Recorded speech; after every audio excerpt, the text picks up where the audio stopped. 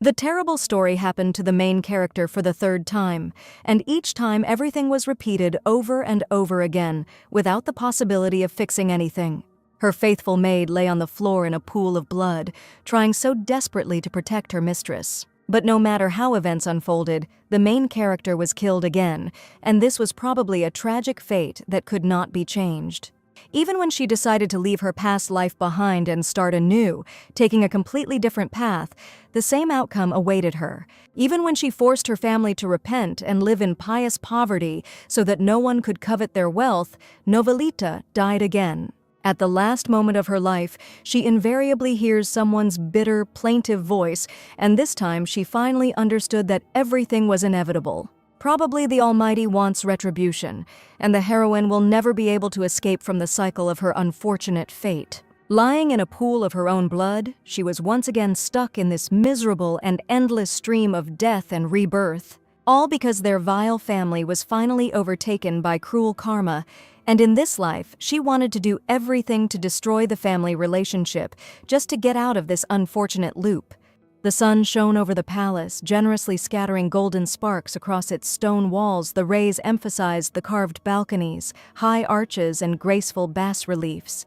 The quiet voice of the maid was heard this morning, and she was whispering, trying to wake up her lady. She repeated her name several times, but the girl still did not wake up, and only came to when she called her Lady Herencia. The green-eyed, cheerful maid was finally happy, because Milady had finally woken up, which meant that her efforts had not been in vain. She wished the lady good morning, and the main character was the beloved youngest daughter in the family of Duke Novelita, named Herencia Novelita. The maid's name was Agnes, and she happily offered to fill a hot bath or bring a delicious aromatic breakfast straight away. But Milady woke up in a strange mood, as if she did not understand what was happening, cautiously looking around. Herencia looked closely at the maid, trying to understand what was going on here and why she had woken up again. Agnes's eyes widened to incredible sizes, because every morning Milady behaved completely differently. But now the heroine understood what was going on here. She was reborn again, her fourth life began, and the cycle of life and death was started again. Looking at the kind servant, she understood that Agnes certainly did not deserve to die because of her, but every time she died in terrible agony next to her. Agnes reported that a letter had arrived for Milady, which she should read and reply to as soon as possible. Come to think of it, a letter came then too, and every time she returned she received letters from the same person. Herencia ignored the strange letters, but now she asked the maid to get ready to leave, because this time she was going to do everything differently. In her new life, Herencia was going to become the most infamous villain in the empire and lead her family to complete destruction and chaos. Early in the morning, a man was waiting for her, who, upon seeing my lady, immediately admitted that all this was extremely unexpected. The man with a plump, pig-like face admired the lady's face and figure, and that she definitely suited his taste. Laughing, the lady only thought, "This psycho is talking complete nonsense," and just the expression on his face disgusted her. The man stood up and loudly declared that he loved his lady with all his heart and was ready to do anything for her. All the guests present in the cafe paid attention to the actions of this madman, because his loud screams attracted attention. Herencia realized that this was her perfect chance, declaring that men and nonsense about love only because of a girl's beautiful appearance are completely superficial, and they are extremely disgusting to her. In the cafe, in front of everyone, Lady Herencia poured a mug of coffee on a man's disgusting, plump face, wishing to become a real villain. There was silence all around, broken only by the frightened whispers of the visitors, and Herencia stood with her chin raised high, an undisguised triumph dancing in her eyes.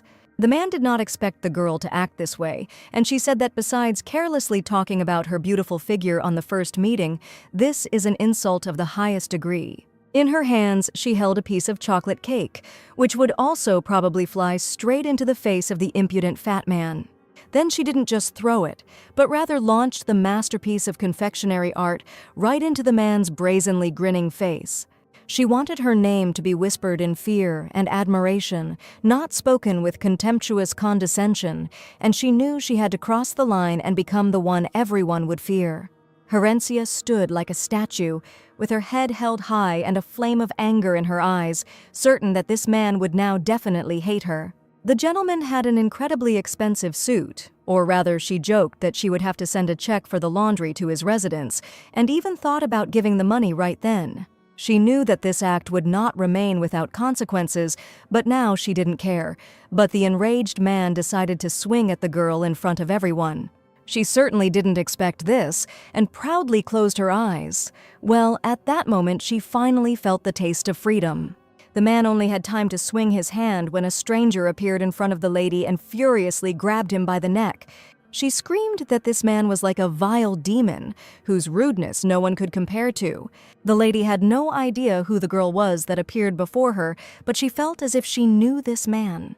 The lady screamed. The fool had already cheated on her once, and now he had found himself another passion, whom he admired in front of everyone. It turned out that she was getting married to this impudent fellow literally in a month, and he only asked Victoria to give him the opportunity to explain everything, assuring her that she had misunderstood everything. Victoria shouted that everything was quite clear here, and there was nothing to invent, because everyone had heard how this man confessed his sympathy to her.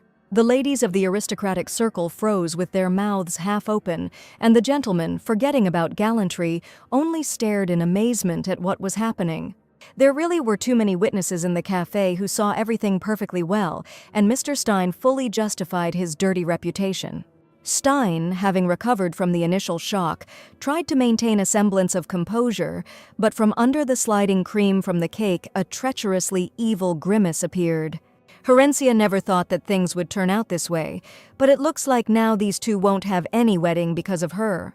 But at that moment she was only happy, because now both sides would blame her, and she would finally become the main villain of the novel. She didn't care at all about their future. They could argue as much as they wanted, after all, she was just a stranger, but suddenly Victoria declared that Lady Herencia was right. The heroine did not even suspect that Victoria would stand up for her and take her side, accusing her failed husband of betrayal. Victoria's face was incredibly happy, and she called the lady her savior, thanks to whom she managed to escape a terrible marriage. She thanked the lady for her worthy deed, and Herencia, asking for forgiveness, asked what had happened. This girl's name was Victoria de Thierry, and she and Stein were engaged. She knew about his infidelity, but she had to come to terms with it and get engaged, because it was a deal between the families. But after seeing this scene, she finally realized that her pathetic husband Stein was just a hopeless scoundrel. And only thanks to the villain did she finally gather the courage to call off the wedding, and Victoria sincerely admired her confidence and steadfastness. The heroine, who had not expected such a turn of events at all, had no idea what Lady Victoria was talking about. For some reason, instead of a villain, everyone started calling her a heroine, as if the girl had the gift of foresight, and all the ladies admired how she poured a drink on him. Herencia was simply in shock. This was not what she wanted at all, but everyone present began to idolize her. The heroine decided that she needed to run away from here right now, declaring that she had urgent business, but Victoria asked permission to treat her to at least a cup of tea. One of the cafe employees apologized and turned to Lady Renzi, noticing the chair that had brown stains from spilled coffee on it. Herencia realized that now she would finally be able to take advantage of the chance and appear before the people as an angry lady. She asked how much the chair cost, but the employee suggested simply paying for cleaning instead of buying a new one. She laughed. Would they really continue to use this chair in the cafe? Because it would be very embarrassing to use it after this. Having thrown several gold coins into the hands of the cafe employee, the lady languidly turned away and was finally about to leave the establishment where she had caused a stir. She decided to be the arrogant Novelita, confident that money solves absolutely everything, while the employee looked at the pile of gold coins. Deciding that there had been too much fuss for the first day, the lady left the establishment and boarded an ornate carriage. When she came home, she wondered why no one understood what a true villain she was, because everyone present began to admire her. She wanted everything to turn out the other way around, and for people to hate and fear her, but despite what happened in the cafe, everything turned out completely differently. Having left the employee a lot of gold coins, everyone began to consider her generous and even planned to buy a new chair, and rumors began to spread that now they even wanted to renovate this cafe. There was nothing that could be fixed, and since nothing had worked out yesterday, the heroine decided that she would have to try harder today. This morning, early in the morning, Herencia ran into the kitchen and screamed loudly, asking why they brought her breakfast so late. She began to angrily pick on one of the maids who was ironing the clothes. I assure you that all the cuffs were creased and needed to be ironed more diligently. She also ran out into the garden and asked the gardener to come down immediately and see how terribly he had cut down the trees. Since it didn't work out for us to live with enemies outside, Herencia decided to start people in his palace and began to behave differently so that everyone would think that she had gone crazy. Previously, it had seemed unacceptable to her to interfere in the affairs of servants, but she could not do anything, and she did not want to be left without the enemies that she needed now. Agnes was waiting for Milady at the door and asked her where she had gone so early, since she had previously been lying in her bed until lunch. The lady said that she was checking how the servants were doing their work, and Agnes had never heard such words before. She wondered if the mistress had really gone to the servants right at dawn, and Milady was indignant that the servants were working carelessly and therefore received a well-deserved scolding. Agnes was a little worried by the girl's behavior, but she was her closest servant, so she was not at all afraid of her. The heroine had too much to do today, so she sat down at the table to write an important list while the maid stood nearby. Agnes was surprised. Now the lady was keeping track of merits and even making a list of things to do on her own, and this was completely strange. The Duke's family had 3 children. The eldest, Mr. Elbrez, was notorious for harassing the maids, and the second, Mr. Evan, beat his companions whenever he got angry. The young lady was the daughter of a ducal family and was considered a strict and strong-willed lady, but she always treated the servants with great respect. Agnes admired Milady. The young lady was truly worthy of success. And did she really decide to become the mistress of the Novelita family? The lady had just reached the right age, and the Duke was soon to name an heir, but the heroine did not even think about it. Agnes thought that this was exactly what my lady needed, but apparently she was wrong in her guesses, but she believed that the lady would become an excellent ruler. In the Empire, even a woman can inherit the throne if she has certain abilities, and Agnes was sure that Milady will definitely succeed. Right now, there were no contenders for the throne. The master was so worried, and the servants were worried, and she thought that the lady had made such a difficult decision. It was no coincidence that today she had walked around the estate before breakfast and had already planned out her entire day, which spoke of diligence and hard work. Agnes was sure that the gentleman would be delighted with this news, and wasn't it a delightful event? Because 30 years ago, women could hardly become heirs to the throne. But now, everything was different, and Agnes asked the lady not to hide her true intentions and to show everyone behind her pride her ambition and desires. Herencia looked in surprise at the maid, who was inexplicably happy about something and who had already seen in her dreams how her mistress became a ruler. But things didn't go according to her plan. She wanted to become a real villain, so she asked the maid to stop talking nonsense. She asked for breakfast to be brought, deciding to lie down a little longer. But now it was not so important that Agnes had misunderstood everything because the others were not yet in the know. However, soon her father called her and asked if the girl had really decided to become the head of the family, and she did not think at all that her father would find out about everything so quickly. The father admitted that he was very happy with this decision and suggested starting preparations for tomorrow, while the lady did not even understand what was being discussed. Herencia was sure that the brothers would take all the responsibility, and the father was happy that the girls suddenly became interested in the family's affairs. The brothers contacted him this morning and said that they were happy to cede the throne to their sister. The heroine had to smile back at her father, but in her soul she was angry and raging because things were going smoothly for them. The heir must enrich the family, but her goal is nothing other than to completely destroy it. Herencia tried to guess what would happen if she suddenly became the heir to a great family. People will probably whisper that she overestimated herself and made a huge mistake. Everyone will laugh behind her back because Novelita will go to hell. Although it is quite possible that if she becomes the heir, she will finally be able to destroy her family and change the future. Therefore, Herencia happily announced that she was ready to start lessons from tomorrow and fully supported her father's opinion, because as the heiress, she could create such a scandal that no one had even dreamed of. The next morning, the lady refused to take the carriage and decided to ride on horseback, while all the servants were perplexed. Agnes began to worry that something was wrong with the carriage, and if she didn't like the white one, they would be happy to provide a gold one. Everything was fine with the carriage. The heroine just wanted to get there on horseback, feeling the complete freedom of a new life. Everyone looked at her as a reckless, immature, spoiled child, and now was the perfect time to destroy her reputation. They say that riding a horse through the city is completely uncultured, but Agnes was most worried that it could be very dangerous. And if the servants looked like that, the nobles would definitely be shocked, so the lady suggested that the maid follow her in the carriage or stay here. She quickly jumped onto her horse, while Inez was puzzled as to why the lady had decided to behave this way. After all, riding a horse could be dangerous, and Agnes was restless as she watched the galloping horse.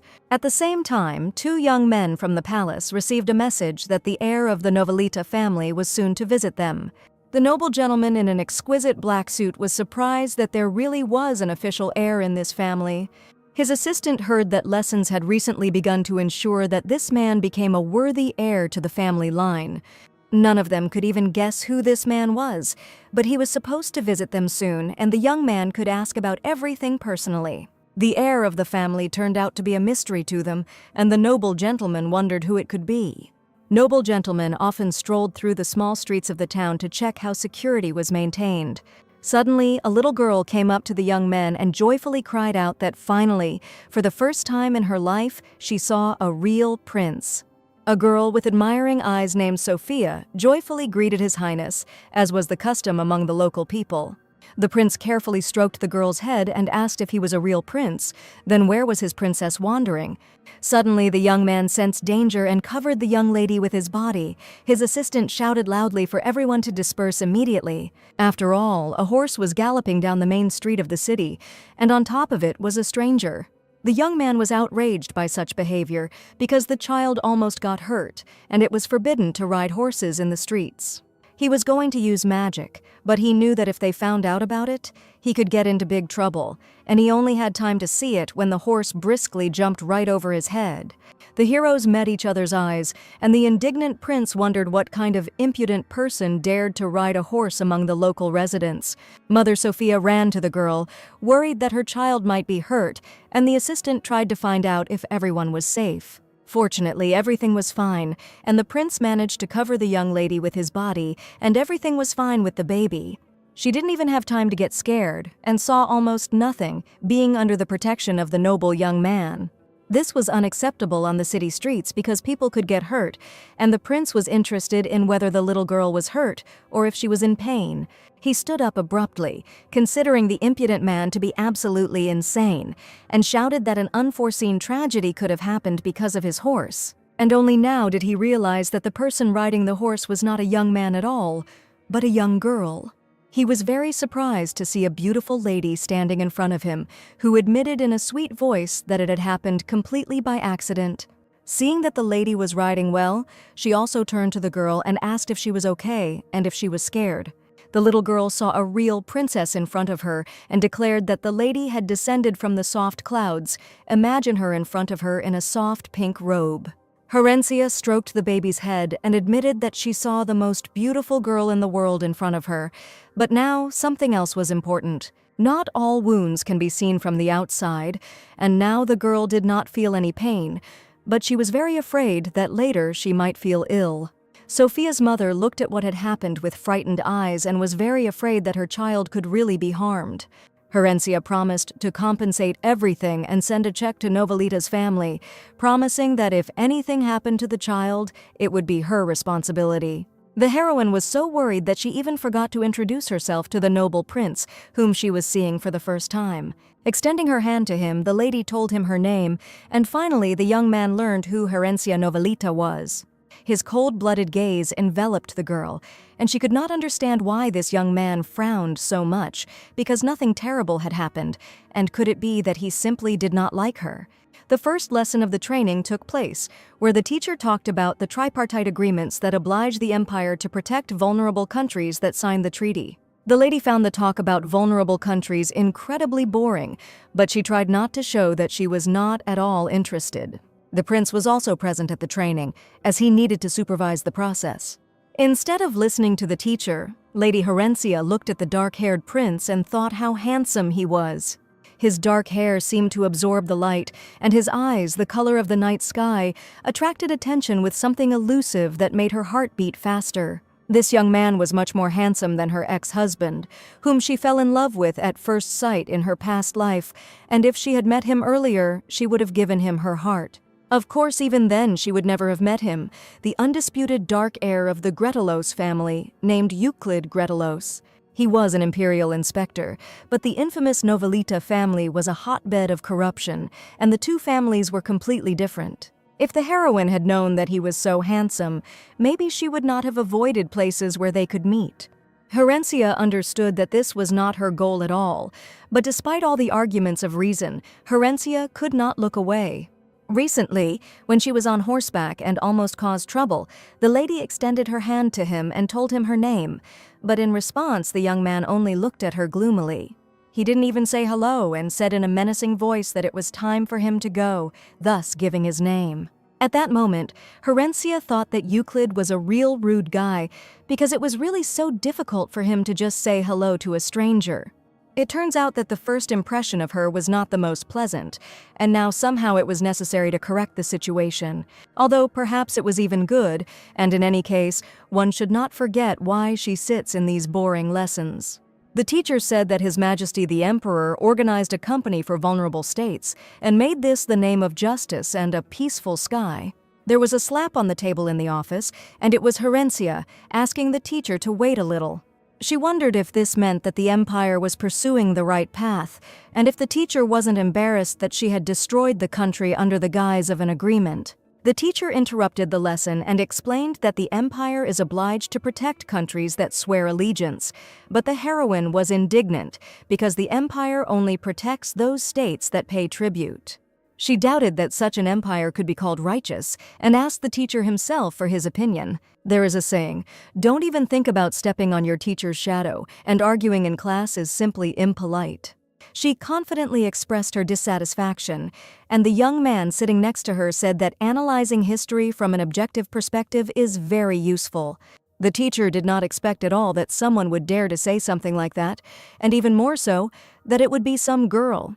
He angrily declared that the lesson was over and walked out of the room at the speed of light, and Renshi did not understand why he gave in so easily in a verbal altercation. The heroine deliberately chose words that would upset the teacher, because it was not for nothing that she prepared for this lesson. When the teacher left the office, the boys greeted Mrs. Horencia and admitted that they fully agreed with her opinion. Today's teacher was just awful, and he ran away because his opinion was simply not agreed with, without any arguments being given. Euclid remained silent all this time and carefully observed the lady's behavior, trying to understand what she had decided to do. One of the young men asked if this was the girl's first lesson, and if she was feeling unwell, he offered to walk her home. But Euclid interrupted him, insisting that he was the one who would escort the lady, and the young man did not even have any point in arguing with the high-ranking gentleman. He grinned sarcastically and declared that the lady had definitely not gotten here by carriage, and holding out his hand in a black glove, he offered to follow him. He even admitted that it was better this way than going alone, and he rather expected the girl to give her consent. Something like surprise flashed in his eyes, and then a weak, barely noticeable smile, and the lady was surprised that such a handsome young man was choosing stupid words. At their first meeting, he rudely ignored her, but now the lady wanted to change the rules and agreed to go with Euclid. She felt that the game had definitely begun, because right now she did not meet the gaze of the noble young man, who also looked with interest at the lady's sweet face, but it was completely unclear what he wanted. In front of everyone present, the lady took Euclid by the arm, as if they had known each other for a long time, and walked out of the office with him. Behind their backs, people started whispering whether they really knew each other, but it was simply impossible. The young man who had invited the girl to go with him felt a terrible defeat, and a menacing grimace appeared on his face. A black carriage with black, noble horses was waiting for the prince near the training building. Sitting inside, the heroine realized that traveling on a horse was much more comfortable than being in a stuffy carriage, and on a horse she felt fast and free. Today was the first lesson, during which the lady also caused a stir, after which the teacher left the room without saying a word. Time flew by incredibly quickly, the heroine thought, and probably this stupid and useless life will fly by just as unnoticed. Lady Herencia and Euclid were sitting in the same carriage, and the lady, against her will, could not take her eyes off his dark charm. Suddenly breaking the silence, the young man asked if the lady really didn't want to tell him anything. Herencia knew that Euclid was a controversial figure, surrounded by rumors and secrets, and in response, she only quietly asked what he was likely to say. The young man admitted that he had clearly noticed how the girl had been glaring at him throughout the entire lecture, carefully studying every detail of his face. The heroine did not expect such a frank question, and asked in surprise if she had really been looking at him. But she knew perfectly well that she had been staring at him for the entire lecture, without looking away for a second. Sighing, Herencia apologized, but then realized that the villainess never apologized for any of her actions. So she made a rude face and said that Euclid should forget about it and never mention it again. But the young man was sure that she was now openly lying, because he felt her persistent gaze behind his back. The lady admitted that she had only looked a little, but she knew that she couldn't let anyone know that she liked this man. Herencia admitted that the young man was simply too handsome, and his face changed from such a revelation. Herencia asked if it was really bad to look at a beautiful person, since it wouldn't harm him in any way, and she couldn't turn back time so he wouldn't notice. Looking him straight in the eye, she brazenly declared that she would be more careful next time because the young man was so embarrassed that even she felt ashamed. Euclid, after the lady's impudent words, opened his eyes in surprise. He looked at the lady, trying to figure out what was behind this unexpected boldness. The young man leaned back in the carriage, continuing to study her intently.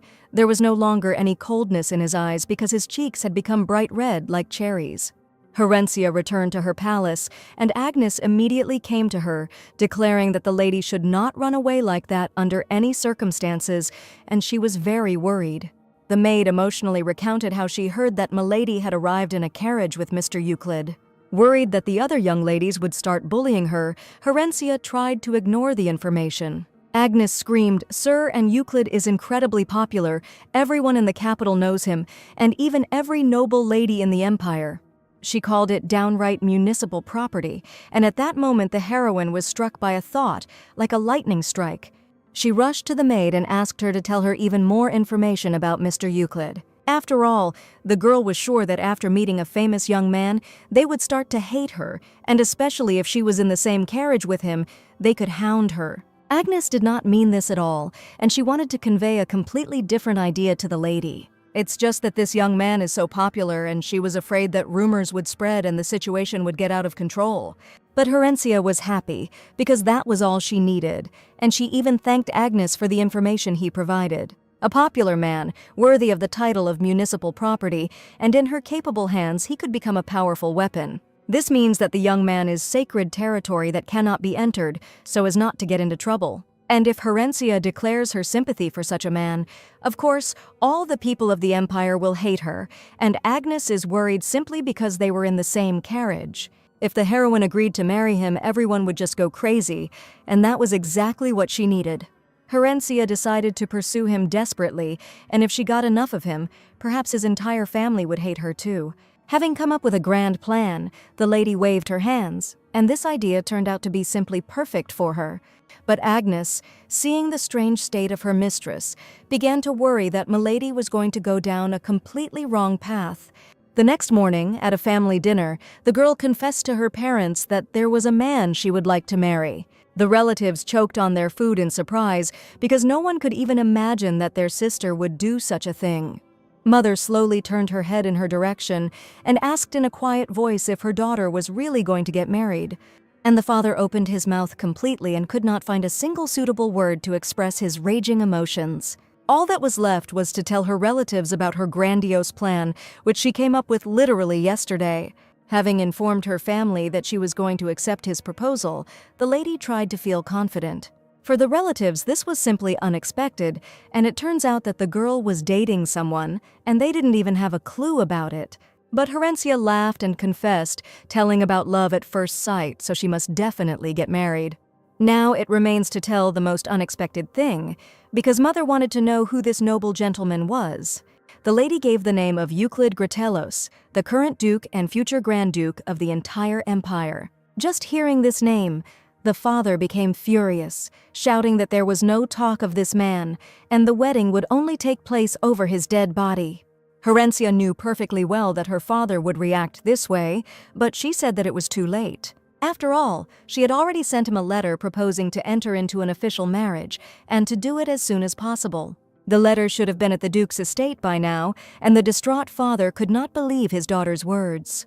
As the heroine had said, the Duke's assistant was already holding a letter with a small red heart in his hands, saying that it came from Lady Herencia. Euclid asked again who the message was from, and his assistant reread that the letter came from Herencia Novelita. The young man did not understand why the girl would send the message, but the assistant also did not really understand why the gentleman was asking this question to him.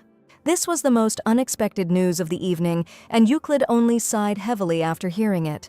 He asked his assistant to open the letter and read the contents, slowly buttoning his maroon shirt. The assistant was surprised that such an honor was prepared for him, and the young man did not understand what his surprise was, because he always read all the incoming messages anyway. Looking at the small red heart on the envelope, the assistant realized that this was undoubtedly a love letter. He eagerly opened the envelope and began to read the first lines, which were addressed to the esteemed Mr. Euclid. The letter contained only a couple of lines, and the young man read the most unexpected words, where the lady proposed to marry her. After asking for forgiveness, Euclid looked back at his assistant, thinking that he was trying to make fun of him. Euclid told Frederick that this could be his last joke before he was fired, and he should stop doing it immediately. But he reread the letter again, where the lady asked the respected Mr. Euclid to marry her. Not believing the assistant, the young man grabbed the letter in his own hands to make sure that what was written was true. The young man stood in bewilderment, reading a couple of lines, and could not believe that the letter really contained a proposal of marriage. He looked into the envelope to make sure that the letter was really there and was really addressed to him from the lady. Euclid reread these lines many times to understand that this was really happening. Standing in bewilderment and shock, Euclid could not even imagine what was wrong with this girl and why she decided to propose at all. The next morning after the strange letter, Euclid shouted loudly throughout the palace, "Was Lady Herencia already here?" He was sure the letter was indeed a declaration of war, but the assistant laughed that the gentleman had accepted her offer and still calls it that. The young man was confused. Did Frederick really think that this was a real proposal? And no matter with what intonation you read her letter, it still seemed to the young man that she was getting ready to fight. The lady did indeed arrive early in the morning, and Euclid asked his assistant to tell her to wait in the drawing room. And now it didn't matter to him at all in what form he would appear before her. The main thing was to find out what this girl had planned. She didn't even warn him of her arrival, and Euclid wasn't going to dress up for her. Frederick noticed that the gentleman was incredibly nervous, and for the first time he had seen such raging emotions in him. And he didn't even think that Mr. Euclid would be so excited, because before this man treated everything cold-bloodedly and calculatingly. Having met Herencia, Frederick realized that this girl really did not look like an ordinary princess. Her gaze was admirable, full of mystery and enigma, as well as some incredible magic of attraction. Euclid came out into the drawing room to see Milady and declared that it was rather rude to break into his palace without warning. He ordered his assistants to leave the living room immediately, realizing that everyone present might feel awkward right now. Euclid was incredibly nervous, and it was even difficult for him to concentrate and understand what to do next after seeing this impudent girl. When Herencia sent the letter, she was sure that the young man would refuse the offer because his whole appearance screamed that he was not happy to see her. But even in such a situation, he still cared about her dignity, which spoke of his considerate attitude.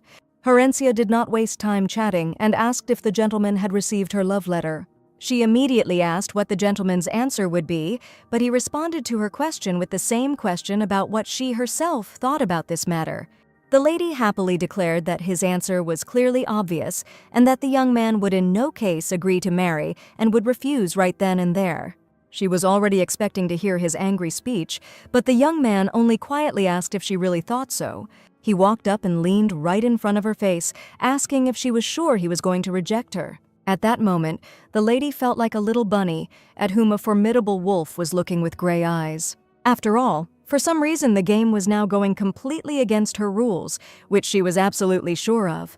Frederick looked at the master and lady with bated breath and did not even try to understand what was happening here now. The butler also did not say a word, standing in complete bewilderment from the unexpected situation. Herencia herself was shocked, asking what the gentleman meant, since they were seeing each other for the second time in their lives. She had not even been presented to the court yet, but Euclid declared that the girl had been the first to propose marriage to a stranger, and he was sure that everything would happen soon. He smiled and admitted that the wedding was very opportune, because the banquet in honor of his birthday was in just 2 months, and there they would be able to announce their engagement. Herencia certainly didn't expect this turn of events, but now she had no other choice and asked if he really decided to accept her offer. Euclid admitted that he needed to think about it for a while, but he was quite open to the possibility.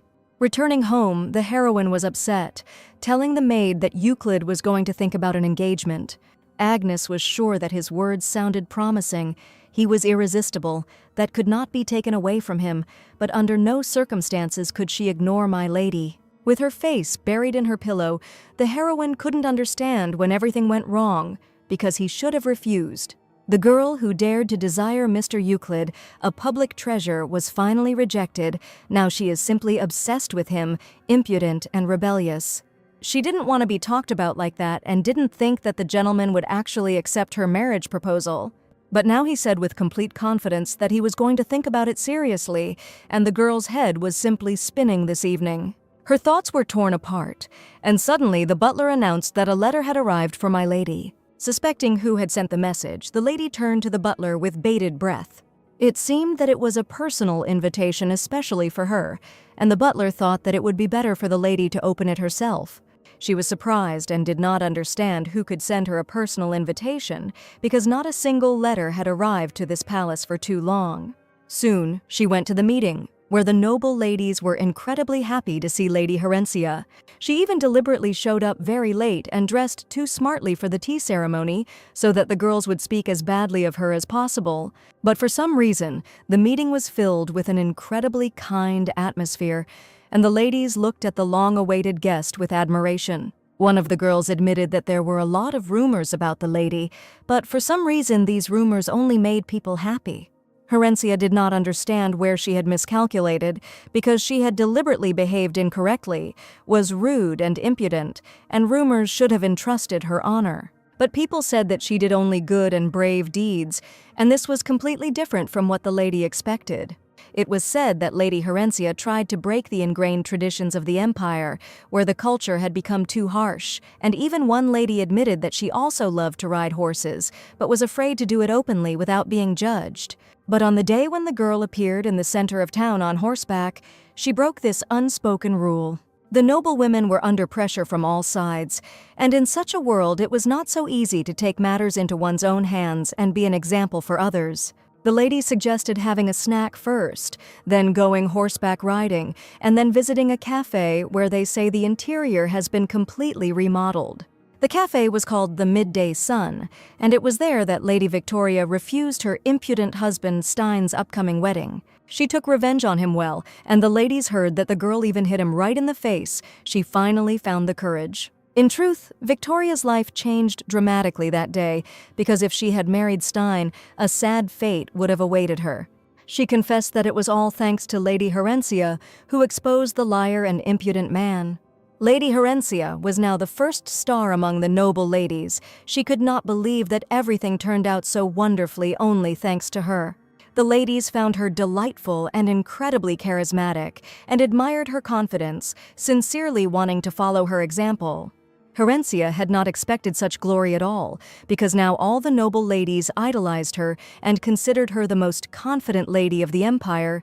She wanted to justify that she was completely indifferent here. She turned to the girl with admiration and asked if she could teach them how to defend their opinions and behave in society. This is something the heroine never expected, that she would become a real star, who would be asked to teach them how to do the same as she can. The girls were waiting for her answers. Each of them really dreamed of being like her, to have the same self-confidence. Victoria continued to hold her hand, hoping that people would agree and show them what it meant to be a real lady. Euclid, whose name was synonymous with success and composure, was in turmoil. He was used to controlling every aspect of his life. But now, in his carefully constructed world, there was a note, the false and persistent Lady Herencia. He couldn't understand why she occupied all his thoughts. Her smile, light and mysterious, seemed to hint at secrets that he desperately wanted to unravel. Before this, the young man had always relied on reason. Everything was perfect. But next to this girl he lost his composure, and for the first time he experienced something like this. Frederick clearly called this feeling first love, and the gentleman menacingly declared whether he really wanted to be fired.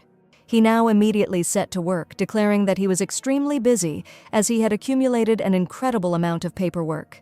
For the first time in his life, Euclid realized that he was losing control, and the reason for this was Lady Herencia, a mysterious stranger who had entered his thoughts without invitation. It all happened too impulsively, and he wanted to give up on the marriage, but at that moment he simply couldn't stand it and said completely different words. And as soon as she was next to him, he himself did not understand why he said that he was not going to reject her at all. He tried to brush off this obsession, explaining it all away as being busy and stressed, but the truth was much more prosaic and frightening. The gentleman was even now sure that in any case it was a mistake, and had he always been so unrestrained? Her gaze, piercing and appraising, seemed to see right through him, revealing his weaknesses and hidden desires. But after he declared his readiness to accept the proposal, the girl had such a strange expression on her face, as if she expected something completely different. Her reaction seemed too cute to him. The young man could not even imagine what this strange girl was thinking about. After thinking for a bit, the heroine realized that the noble lady's offer was just right for her, and this time everything would work out for real. At first she was confused when the young ladies asked to teach them, but if she thought about it, she had no reason to refuse. In fact, it will even be better there. Thanks to them, a wonderful, brilliant thought came to her. She decided to call this project How to Become a Villain, and step 1, she will teach girls bad behavior and turn them into perfect villains. Step 2, Herencia decided to destroy the noble reputation of the young ladies, after which the entire secular society would begin to hate them. When everyone found out that it was her doing, and that she was the one who taught the lady to behave inappropriately in prison, Herencia would be criticized for corrupting innocent noble women, and it was a perfect vicious circle of evil. She turned to Agnes with a request to immediately begin to carry out her grand plan. The heroine asked to write invitations, and also to bring her paper and a pen. This is where her villainous training will begin. The ladies happily sat around the head of the table and waited for the lady to begin telling the most important secrets of success. The girls listened attentively to the lady, and Herencia asked if they were all ready to become like her. The ladies with admiring eyes were delighted that the training would begin right now, and each of them dreamed of becoming like Herencia. Since everything had been decided, the lady was ready to begin in a minute, and the girls listened to her attentively. Holding notebooks in their hands, they were not prepared to write down every word she said, so as not to miss even the slightest detail. The ladies were full of enthusiasm, and the heroine was sure they would make wonderful villains. When the training began, the noble ladies were a little confused after the first few minutes, because they had never behaved like that before. They did not understand whether they really had to behave exactly as Lady Herencia said.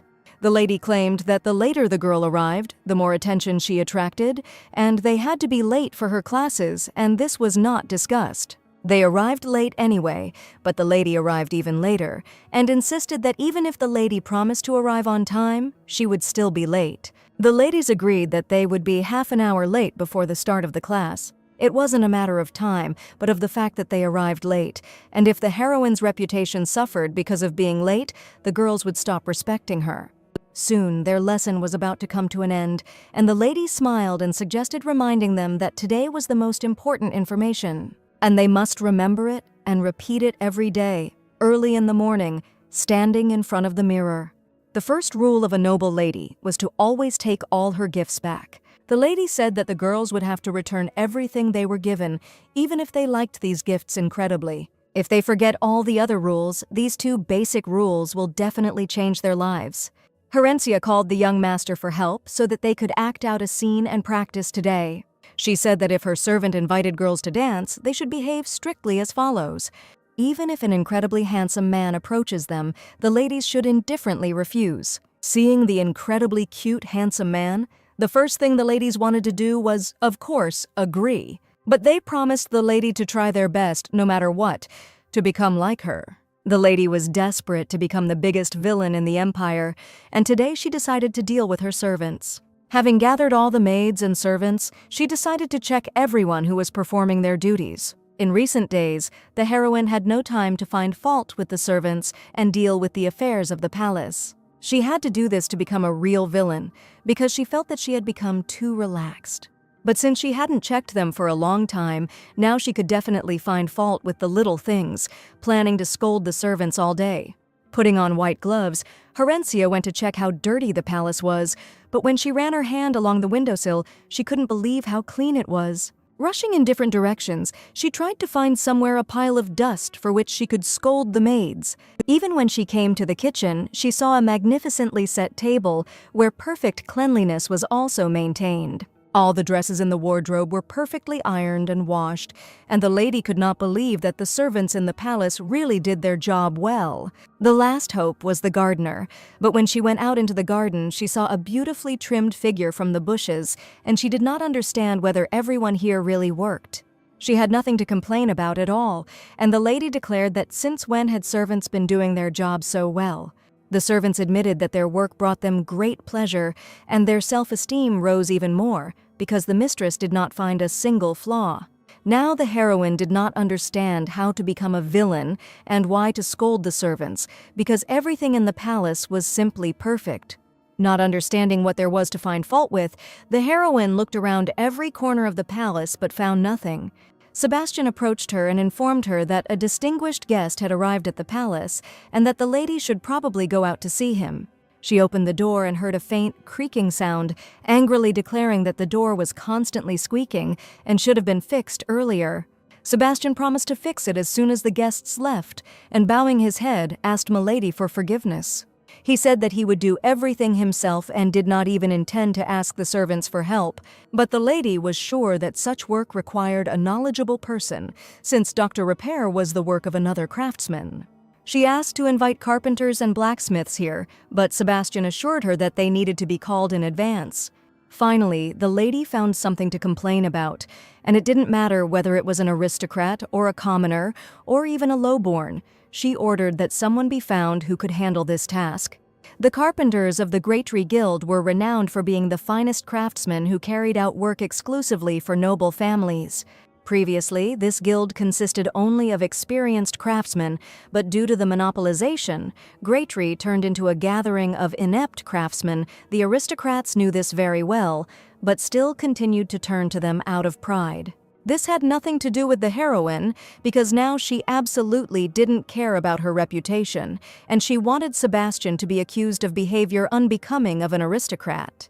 Surely she constantly hurt his pride, because he himself was looking for work on par with ordinary people, but the young man just knew a good master. After his words, Sebastian even smiled, and Horencia was disgraced even here. Sebastian is nicknamed the Wooden Doll because he rarely smiles or gets angry, but today he actually smiled. And he smiled at the lady, thanking the young lady, and she did not understand what she had done again. The butler's great-grandson was an excellent craftsman, and Agnes had heard that he was very experienced, and if he did the job well, he would be known as a good craftsman. And just now, Horencia gave a commoner a great opportunity to show himself and reveal the talent that the Novelita family recognized. It turns out that being a villain is incredibly difficult when everything in the palace is good and perfect. The girl had not felt so calm for a long time, and she realized that it was time to take care of important matters.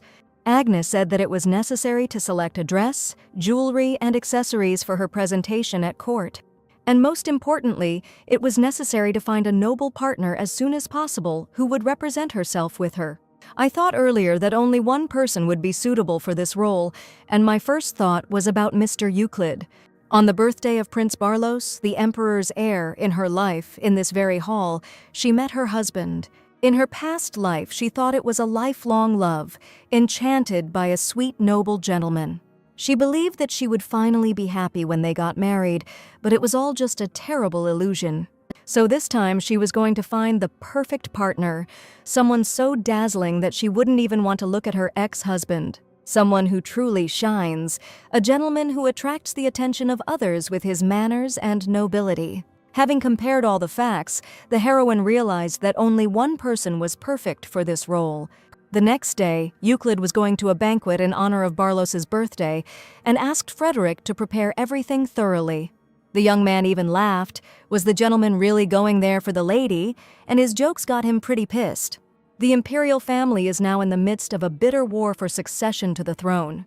Prince Barlos relied on the support of the empress from the old nobility, and Prince Grasus was quickly gaining power with the support of the rising factions. In this chaos, Prince Gretelos had maintained a neutral position, and if Lord Euclid came to Barlos's banquet, people might think that he was now on the empress's side. The imperial family must be putting pressure on him, and it was no wonder that the young man was in such a terrible mood before the banquet. Frederick warned that it was necessary to prepare well and find a partner whom he would accompany. At this moment, the gentleman's assistant approached Euclid and informed him that another urgent letter had arrived for him. The letter again looked like a love letter and was probably from Lady Novelita. Looking at the cute heart on the envelope, the young man felt that he was even afraid to open it.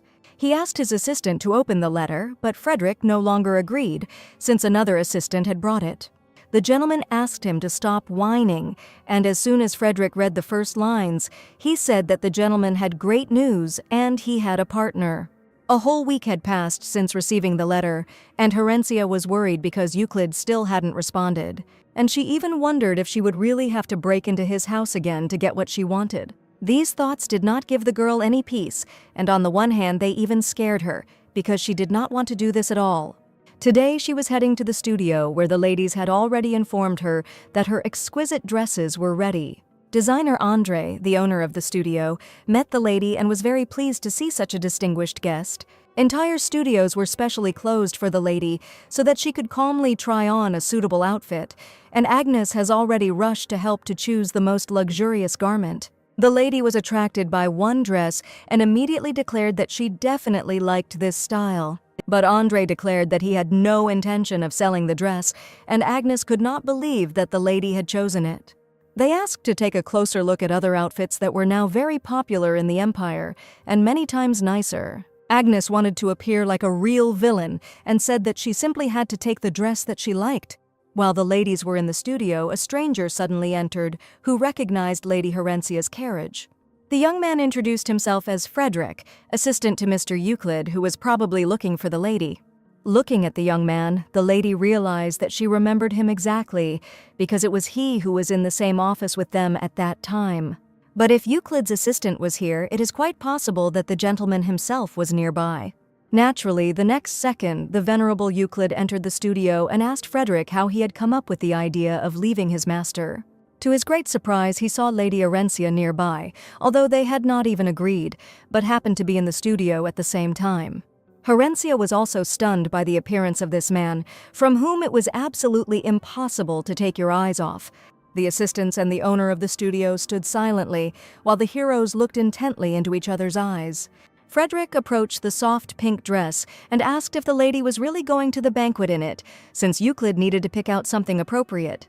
The lady asked if the young man had accepted her proposal, since he had not responded in all these days.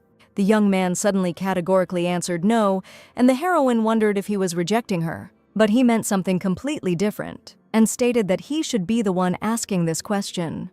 Gently taking the girl by the hand, he was going to find out her opinion, whether she was ready to go with him to the banquet.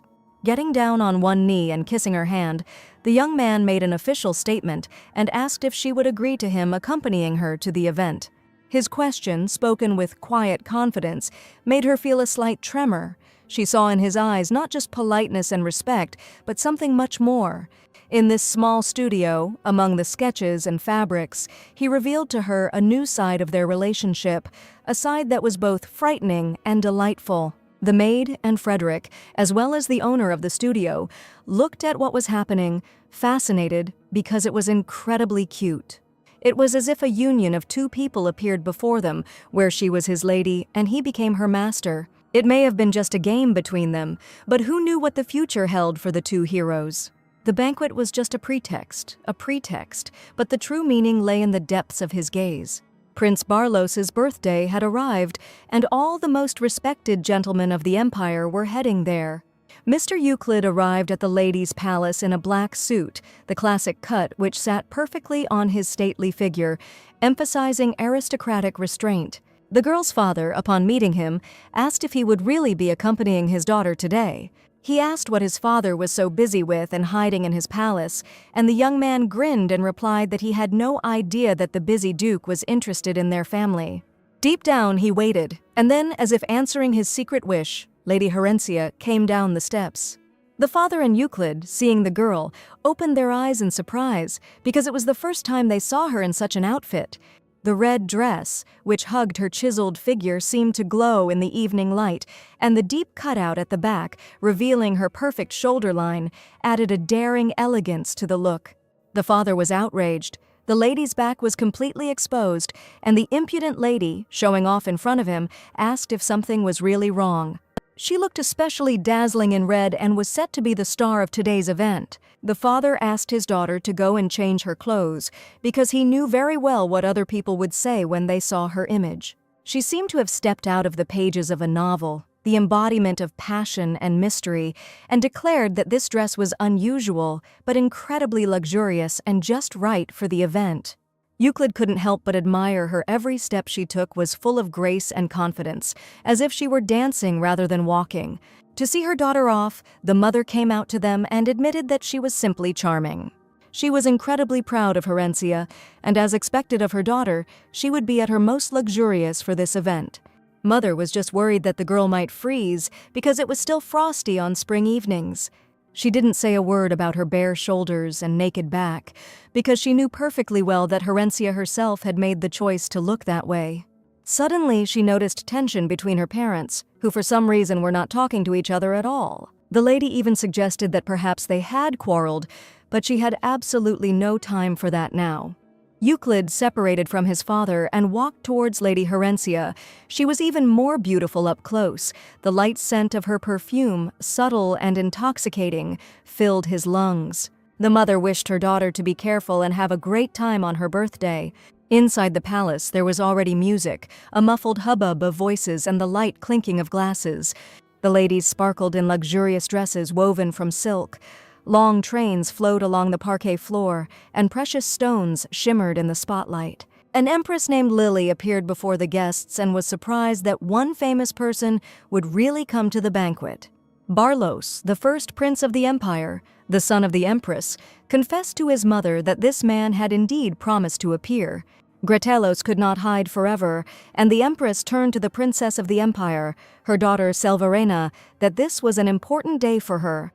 She asked the first prince to introduce her to Mr. Euclid today because he knew very well how much his little sister had been looking forward to this day. Finally, the main characters appeared in the hall, and the princess, looking at Herencia, was indignant at the dress she was wearing. No one had seen this girl in the empire before, and everyone began to whisper as soon as the young couple entered the hall. But one thing became clear to everyone: Mr. Euclid came to the event with a companion, and they look incredibly good together. For a moment, even the loudest voices fell silent, giving way to astonished whispers and undisguised curiosity. Their appearance had the effect of a bomb exploding. Interested glances followed them as they slowly and with dignity headed deeper into the hall. People immediately realized that they would be attracting too much attention to themselves that evening, but that was exactly what she wanted. The banquet promised to be full of surprises, and their appearance was undoubtedly the most striking of them. But despite this, not a single person approached the Herencia. It was as if everyone deliberately turned their eyes away from her and did not even greet the young lady. And were all the ladies simply jealous of her because of Mr. Euclid, since she became the first lady to appear with him at the event? The intrigue grew with every minute, and everyone was interested in what connected these two and what plans they were hatching. The lady decided to walk around the entire room so that they could be properly examined, while Euclid felt like a little puppy on his first walk in his life. They approached the butler, and the young man greeted Mr. Gretelos and Lady Novelita. He said that His Majesty was asking for a meeting with the honorable gentleman in order to finally communicate with him personally. Out of the corner of her eye, the heroine noticed that the entire imperial family was looking only in their direction, and it even seemed to her that the Empress and her daughter had their eyes on Mr. Euclid. She noticed the girl standing in the imperial family, who seemed to be burning her with her eyes. It was the Empress's daughter, who was looking intently at the lady in the red dress, as if condemning and despising her. Prince Barlos raised his glass of red wine and greeted the guests who had come to his celebration. They sat down at the table with Euclid and his companion, and the lady thanked him for the warm welcome. It seems that Prince Barlos even liked her a little, but the princess didn't want to take her eyes off her. But the Empress, looking angrily in her direction, was clearly her enemy, and immediately asked if the Duchess herself had chosen this dress. To think that she decided to speak about it directly was exactly what the heroine needed to finally become a real villain. The Empress knew that the girl went out into society from time to time, but it seemed that she had no idea what rules this world lived by. Without hiding her feigned anger, the heroine decided to show her sincere anger and said that she had chosen the dress herself, especially for this banquet. Taking up the cutlery, the lady admitted that in fact she had not eaten anything since yesterday. Apparently, all the girls were starving themselves to fit into the dress, and Herencia, holding a fork in her hand, asked when they could start eating. She was going to greedily devour every bite, enjoying the food right in front of the Empress because the food at these banquets was simply incomparable, but no one touched it. Eating at a banquet was considered bad manners, and besides, the ladies, squeezed into their corsets, were hardly able to eat even a bite. They were all so hungry, but how would they feel watching someone else also eating delicious food right in front of them? So Renee's immediately started on the meat and was about to put the largest piece into her mouth. Chewing deliciously on the aromatic piece of meat, the lady understood how much this must be infuriating the Empress and everyone around her. At this point, Euclid suddenly asked if he could join her meal. They were the first people to start eating, while Herencia praised the talented cook because the meat turned out to be incredibly tender. Seeing this, the prince ordered that a plate be brought to him as quickly as possible because he also wanted to enjoy delicious dishes. If the prince also started eating, the others would not be able to openly condemn her antics, and the lady understood that this option could turn out to be a failure. But still, she continued to enjoy the delicious food, while Mr. Euclid stared at the princess. She sat and ate absolutely nothing, only carefully examining the interesting guests. There was tension between the heroes, and the most angry of them was the Empress. Looking at Herencia, the ladies only said with disappointment that if only they could wear such a dress, they would gladly try all the dishes at the banquet. But the girls were absolutely all in tight, cramped corsets, and only now did they realize that they could have worn completely different clothing. Victoria was present at the banquet with her friends, and the girls noticed that Herencia, as always, was the center of attention. Today, the ladies felt more confident than usual because they had already had several lessons from a real villain. Beautiful music began to play, and the ladies worshipped their mentor, who looked simply stunning today. The ladies understood that everyone would start dancing now, but at the first lesson, the lady said that the young men should definitely be refused. But that evening, the girls decided to have some fun, and taking strangers and young men by the arms, they gathered to dance beautiful dances with them. Mary was left alone and wished her friends a pleasant evening and to have fun from the heart. The couples whirled in a melodic waltz, with handsome gentlemen holding their luxurious ladies by the waist. A young man, charming and handsome, approached her and asked if the lady would do him the honor of dancing with him. Looking at the handsome man, the girl understood that it was not the time to stand there like a statue, and that she simply needed to do as Lady Herencia had taught her. According to etiquette, they had to introduce themselves first, but the young man suggested that they get to know each other better a little later. Being sure that the lady was obliged to agree, he, not hearing an answer from her, brazenly took her hand and declared that now they would go dancing. The lady screamed loudly and hit the young man with her hand, indignant at what he was doing. While all the couples were dancing, she stood with this young man who brazenly offered her his dance.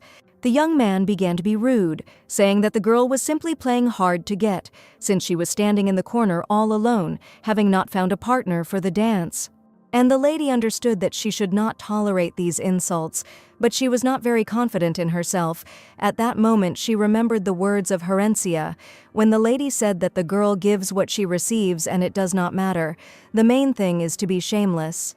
Mary really never was rude to people left and right, and only tolerated insults and insults. And right in front of her appeared a real villain who wanted to take advantage of her shyness. Mary said that in any case she refused to dance and asked them to stop clinging to women because it looked very pathetic. Anger slowly rolled over the villain, and he declared that the lady was throwing herself at all men, and now she thought that playing at being brave and confident would change anything. Admitting that he had spoken to her out of pity, he asked her to consider it a gesture of charity. It seemed that some kind of skirmish was brewing. The young lady had refused her partner, and everyone had turned their attention to Lady Gertrude, who was constantly alone. People whispered that this girl was not in a position to choose partners, and Mary was downright sad, realizing that she would never become like Lady Orencia. At the right moment, the lady came up and asked why Mary was standing there in the corner, looking very sad. Tears appeared in the girl's eyes, and she was very happy when she saw Lady Orencia. She asked who wanted to be her partner, and asked not to say that she liked this person. Mary felt absolutely terrible. She didn't understand at all what to do because she didn't feel so self-confident. So the lady screamed that she had absolutely no other choice, and she absolutely did not like such suitors. She finally let out all her anger and admitted that this man spoke to her out of pity, and he was definitely not the king here. At that moment, Mary felt feminine strength within herself and understood that she absolutely should not follow the villains who especially insulted her. Orencia approached the young man and asked who dared to speak so arrogantly to the count's daughter. When the young man saw who approached him, his face immediately changed because he realized that this girl could do anything. Meanwhile, Euclid did not understand where Orencia had disappeared to this time, but the princess had already approached him from behind. She waited for the right moment to speak with the gentleman alone and asked for a little of his attention. Mr. Euclid looked at her silently, not understanding why the princess was so interested in him. Princess Selvarena is perceptive. She has a very good understanding of high society and political circles, and she has published a large number of scientific papers. Obviously, the queen is trying to set her daughter up with Euclid, but this girl is not so naive as to not know about the conversations that are going on here. The lady admitted that she had actually wanted to propose something to Mr. Euclid, and that it had sounded too presumptuous of her. At this moment, a real scandal was brewing in the hall, where Orencia tried to defend the honor of her friend. Seeing this, Euclid asked for forgiveness, because his companion had gotten into trouble. The princess was left standing alone, and the young man did not even talk to her, but immediately went to another. She assumed he was clearly playing the role of a loyal partner, and it was definitely a planned performance. This was not what the girl expected to see, because she was sure that the Duke should have surrounded her with attention. In her past life, it was at this banquet that she first met the heroine's ex-husband, and he approached her first. The scene was just like something out of a fairy tale, and the young man politely offered to dance with him. He was an aristocrat from a poor rural settlement, the main character of a love story, and in social circles they constantly talked about their wedding, and of course, real family life turned out differently. Hugging another girl right after the wedding, this story turned out to be far from fairy tale magic. It was at that very moment that the heroine became aggressive and cruel and eventually destroyed everything with her own hands. But the young man swinging a knife at his wife shouted angrily, his life was destroyed only because of this wedding. No wonder he hated his wife so much that one dark late night he simply decided to kill her. Even in real life, the heroine remembered this story very well and the terrible feelings she experienced. And now in front of her stood that same ex-husband, a real villain, who immediately swung his hand at the lady who expressed her opinion. The heroine had no idea what could happen next, and at that second she only managed to close her eyes. But the courageous shoulder of Mr. Euclid appeared in front of her and grabbed the impudent fellow by the hand. Euclid looked menacingly at the villain and asked what the young man was doing such a thing at a social event. The young man said that it looked like there was a misunderstanding and it was just a small quarrel that didn't even require attention. He introduced himself as a baron from the Massetti family, whose holdings were on the northwestern border. Euclid promised to remember this name because in this man he saw a real impudent person who allowed himself to do something terrible. He left silently and did not say another word. The young man was perplexed as to whether their conversation would really continue. But now he understood that this mistake turned out to be much worse than he could have even imagined. Orencia stood nearby. Her gaze was sad, and with her hands folded she looked somewhere at the floor.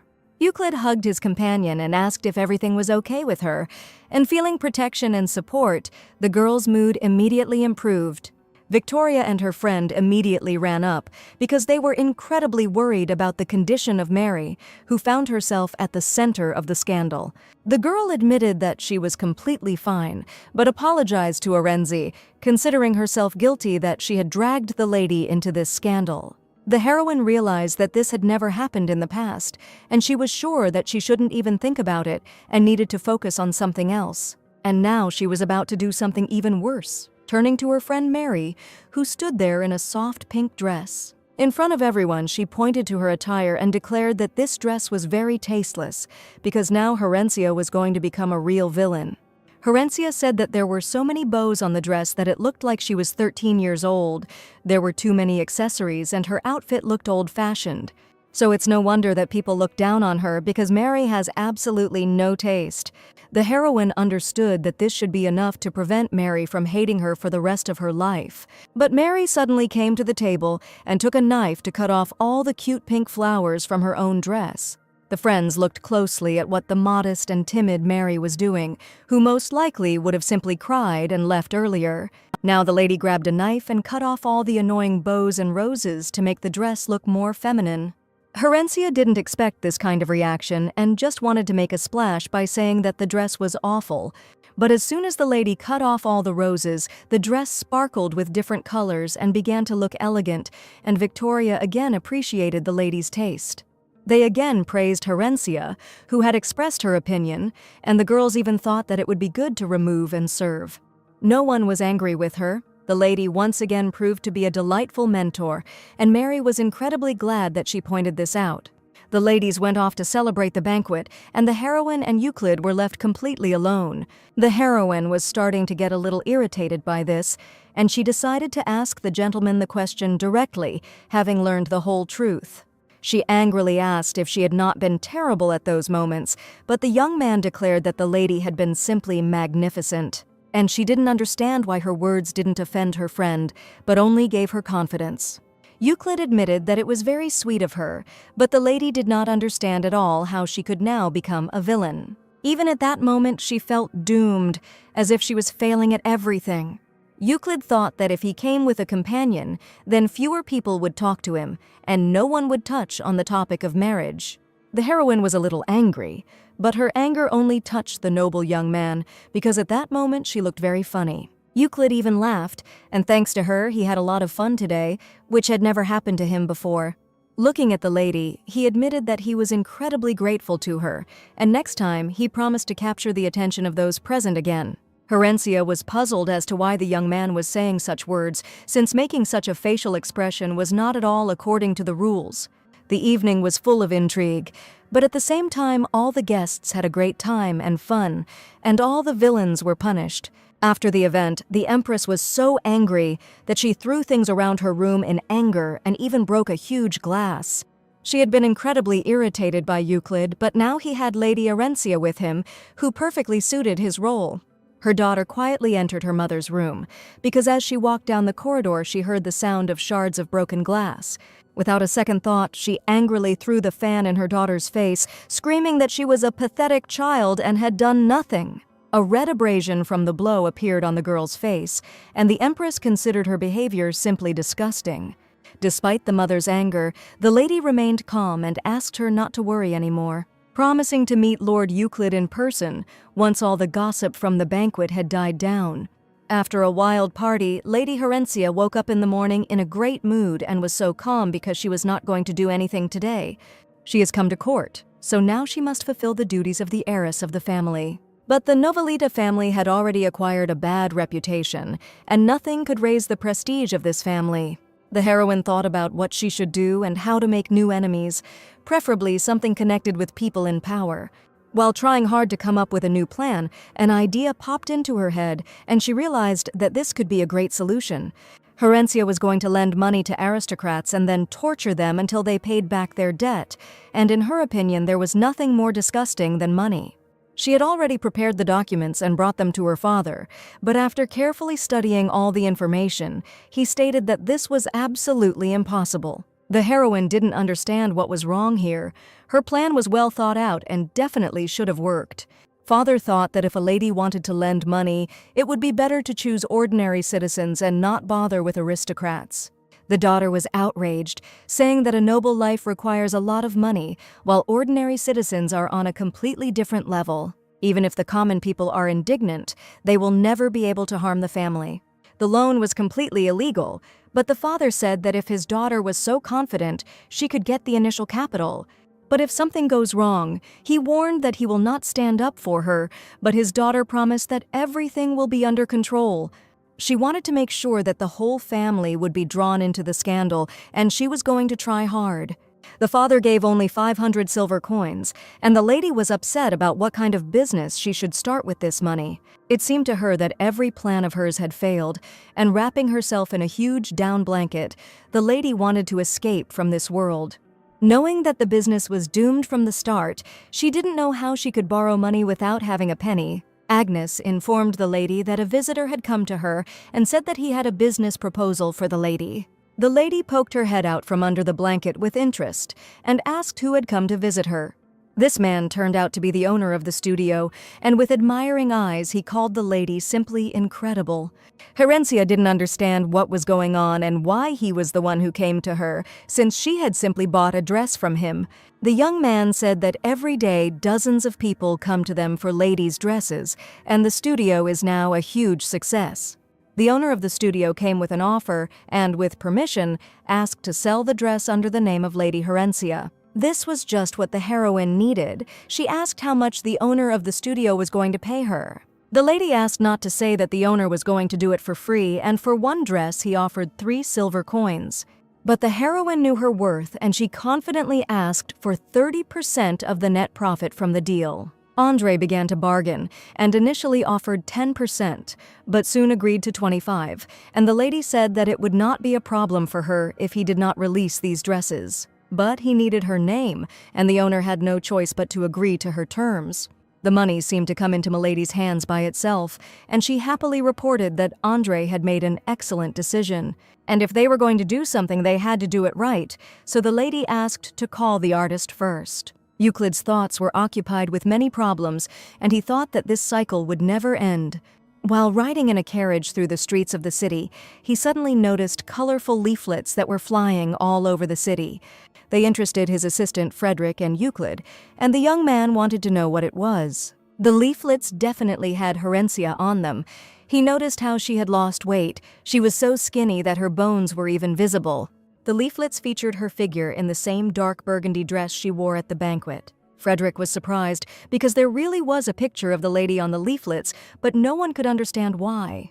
Multicolored leaflets were flying all over the city, attracting the attention of passers-by, and it was impossible not to look at the image. Taking one of them, the young man began to carefully examine the photograph of Lady Herencia. On the flyer, the top store recommended incredibly luxurious dresses, new models this month, and these are the very dresses that everyone is talking about in Andre's store. Having made a deal with the owner of the studio, the girl began to meticulously calculate the profit received.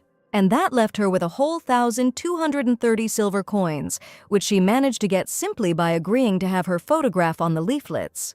But this still wasn't enough, and the heroine wondered if she really couldn't borrow money anywhere else. Her father had given her only 500 silver coins, and the lady wondered if perhaps someone else could lend her money. She thought about Mr. Euclid, who was probably grateful that she was with him at the banquet and would offer to become his partner again. He never said it, but in the girl's imagination, the boy should definitely offer her money, throwing bills right at her feet. She was sure that if she asked Euclid for money, he would definitely not be able to refuse her. The lady inquired about the financial situation of the Gratellos family, and Agnes was sure that these people were fabulously rich, and they said that they had gold mines. Herencia thought it was a great idea, but the maid asked in fear, wondering if my lady really wanted to borrow money from Lord Euclid. She thought it was the worst decision ever, but Herencia didn't understand why it was such a bad thing. Borrowing before the engagement is a bad thing, because it will make people think that the lady has a tragic past, but she has a bad habit of spending money on everything. Perhaps Euclid will be outraged that the girl is asking him for money out of the blue, and will decide to stay away from her. To be honest, it didn't sound that bad, but my lady was determined to achieve her goals. A few days later, Lady Herencia arrived at Euclid's palace on horseback and was greeted with joy by Frederick. He asked what brought the young lady here, since she had not even warned of her visit. Today, Mr. Euclid had too much to do, and there was a luxurious carriage standing in the yard, which meant that a guest had arrived. But the heroine didn't care at all, and bursting straight into the palace, she loudly shouted that she was asking for forgiveness. As expected from the Gretelos family, the palace was spotlessly clean, but the heroine still found a spot that needed dusting. And before he could even say anything, the lady was already confidently climbing the steps, straight into the gentleman's living room.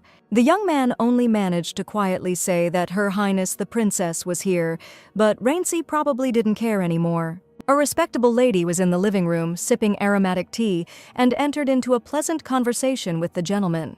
She wanted to find out some details about his decision, but the gentleman answered her too coldly. Euclid apologized, admitting that it was quite difficult to make such a decision now. But at that moment, a strange noise was heard outside the door. Herencia was going to visit Euclid for just a second, but he immediately recognized her voice. Without even finishing the conversation, he apologized to the princess, saying that he needed to go away because he was waiting for this man. Even from afar, he realized that Lady Herencia had visited his palace, and he was the first to open the door to greet the venerable lady. Frederick tried to stop the girl in every way, but she was too persistent. Euclid kindly asked the lady to go into the living room, not to stand in the doorway, feeling at home. None of the heroes understood what was happening here, but the one who was most perplexed was Herencia herself. After all, in the living room she saw the princess, who, smiling, admitted that they had met again in a completely unexpected place. Seeing the lady, the heroine looked at her in shock and did not understand what this girl was doing here. She offered tea or coffee, but as soon as the young man heard about coffee, he immediately burst out laughing. After all, he didn't want the heroine to pour it out on him, just like on Mr. Stein, but the lady had no idea why the young man was behaving so strangely. Herencia preferred to drink tea, and for the princess to see the couple together was extremely unexpected. First, she decided to apologize to the lady, but the girl didn't even understand what was going on. She asked not to blame Mr. Euclid for anything, because it was definitely unavoidable. But even after her words, the lady did not understand what she meant. The princess confessed that she had just proposed to Mr. Euclid and probably already guessed his answer. The princess was sure that the young man would agree, and Herencia falsely replied that it was probably just wonderful news. At this point, the young man suddenly apologized from the bottom of his heart for this situation and admitted that he should have asked for her hand. Herencia only came to ask him for money, but the story turned out to be too complicated. She even thought that the gentleman had eaten something wrong again, but Euclid admitted that his heart belonged entirely to Lady Herencia. Therefore, if the princess made the proposal only at the insistence of Her Majesty, he asked to reconsider his decision. The struggle for the throne between the two princes had been going on for several years, and it was an extremely fierce struggle. Without the intervention of the Gretelos family, things would have ended much more complicated. If the princess marries Euclid, Prince Bars will instantly become the crown prince. So the heroine realized that Euclid was using her to reject her proposal for a formal wedding. They immediately realized that now they would have to play the role of sweet lovers, because supposedly there had been talk about the wedding for 2 years already, and many were simply not aware of it. Herencia immediately accepted the role of a real villain. Now for her it was a real success. She kindly took Mr. Euclid's hand and confessed that she could no longer imagine life without his presence. Therefore, she will not be able to return Mr. Euclid in any way, and the princess was simply shocked by what she saw. Now Herencia played the role of a woman in love and tried to steal someone else's man right in front of the princess. After she left, the young man thanked the lady for playing along with him, but suddenly Herencia admitted that it was not a game at all. For now it was temporary sincerity, and now the young man did not understand at all what it all meant. He asked for help and she just helped him, and now she was wondering what to do about it. Euclid went against everyone, and this world was so unpredictable that it was absolutely impossible to betray anything. It was the perfect moment to ask for money for her help in principle. That's why the lady came here. Herencia actually asked Mr. Euclid to borrow silver or gold coins, a check or gold, anything. Euclid was surprised. Did they really need money? And the lady may be noisy, but she would never do anything bad. The lady admitted that she had already helped the young man once, but now the time had come when she needed help. Euclid wondered if the lady was in danger, since she would not come and ask him for money. The princess's carriage slowly drove away from Euclid's palace, and she realized that her plan had failed miserably. There are many different ways to force someone to marry, but the girl was thinking about how to do the right thing. She decided to do so and become the greatest enemy for Lady Herencia so that Euclid would marry her, as her mother demanded. She wanted to be the one who could change a man with a heart of stone and outwit a treacherous mother. And the person who should be on her side is not Mr. Euclid at all, but Lady Herencia. The next morning, Herencia's mother and father went to the estate, and the girl was left alone in the palace. This meant that she was now the only one running the family while her father was away. She had to sort out family affairs, because her father continued to hide details from her. He said that the girl would certainly become the heir to the family, but he still didn't tell the whole story. While the lady was in her office, the butler announced the arrival of a new guest, but it was too early for a visit. The lady went into the living room and saw the stranger sitting on his knees, right in the living room, with his head bowed low and asking Milady for help. This morning turned out to be too unexpected, because a stranger showed up at the palace who now needed something. The young man asked to follow him, and the excited lady headed into one of the rooms of the palace. There was something strange going on in the room. The maid was standing there holding her brother's robe in her hands, but for some reason her starched collars were down from her shoulders. Herencia looked around the room and everyone in it to see what was going on. The young man insisted that he was simply changing clothes, but there were too many maids standing around him, and he began to make excuses about how the girls had simply burst into his room. Lady Herencia turned to the maid and wanted to know whether she helped him dress or whether he helped her undress. This was absolutely unacceptable behavior for the palace, and the heroine angrily declared that all the maids would undergo retraining. Milady kicked out all the servants and ordered that they not even return here in the near future. She promised to make sure that this didn't happen again, and she probably should have kept a better eye on the maids now that she was the heiress. Her brother only asked her to try harder, but she understood perfectly well that the maids were absolutely not to blame. Therefore, the lady said that only male servants would be presented to her brother to ensure that such a thing would not happen again. She knew he was always violent, but the young man couldn't believe that such a future awaited him. She was familiar with his vile nature, but it was not uncommon among high society, so she decided it was better not to focus on it for now. But the lady sternly declared that if the young man wanted to satisfy his lower body so much, he would have to do it outside the palace. After all, he really doesn't need to constantly touch what belongs to the Novelita family. At the same time, Mr. Euclid was waiting for Herencia, who was late, although he had not even warned about his visit. Suddenly, he heard that there was some kind of confusion in the corridor, and probably something had happened. The maids were gathered in the corridor, discussing the young master who had acted rudely again, but the young lady came to their aid. Upon seeing Euclid, the ladies immediately fell silent and asked for forgiveness for their inappropriate behavior. The young man wondered if the lady was so busy that she couldn't even come down to him. The maid wondered if the young master had done something to her, which was why she was so late. Everything was too strange, and recently Herencia asked for his help, and now Euclid thought that the Novelit family had big problems.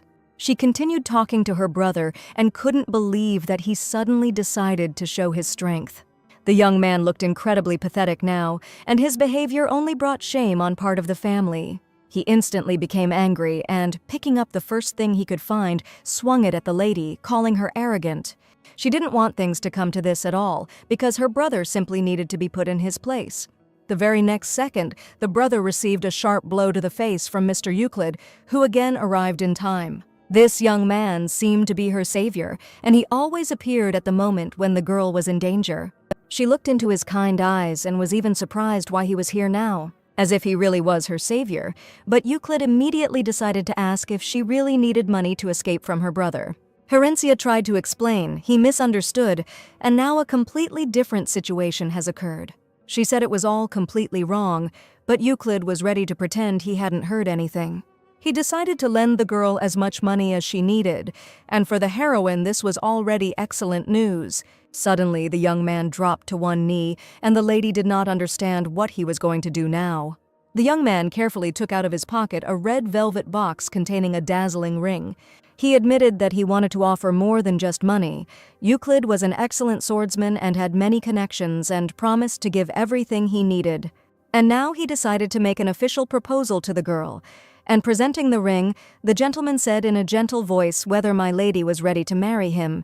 The stunned Herencia certainly didn't expect such a morning, and couldn't even breathe from everything that was happening. This morning was strange not only for Milady, but also for her mother, who today informed her father that she no longer intended to return to the capital. He said that the children were not her concern, and now she saw no point in returning there because the estate was well managed by the servants. Standing by the window, she made a radical decision, and her husband did not understand what had hit her in the head. The gentleman shouted at the servants to prepare for departure immediately, and since the lady was unwell, she would remain in the estate for now. He had only one last request left, and he turned to his wife asking if she would do what he asked. These were important family matters, and afterwards the father angrily declared that from that moment on, he would deal with all matters himself. Herencia was indignant and decided to talk to Euclid, asking what kind of nonsense he was talking about so early in the morning, having made an offer. The young man said that it seemed that the Empress would not leave him alone so easily, and the lady suggested that in that case he give in and simply marry the princess. At their last meeting, the heroine did not feel that they were on bad terms, and it seemed that even the Empress did not want to interfere with their union.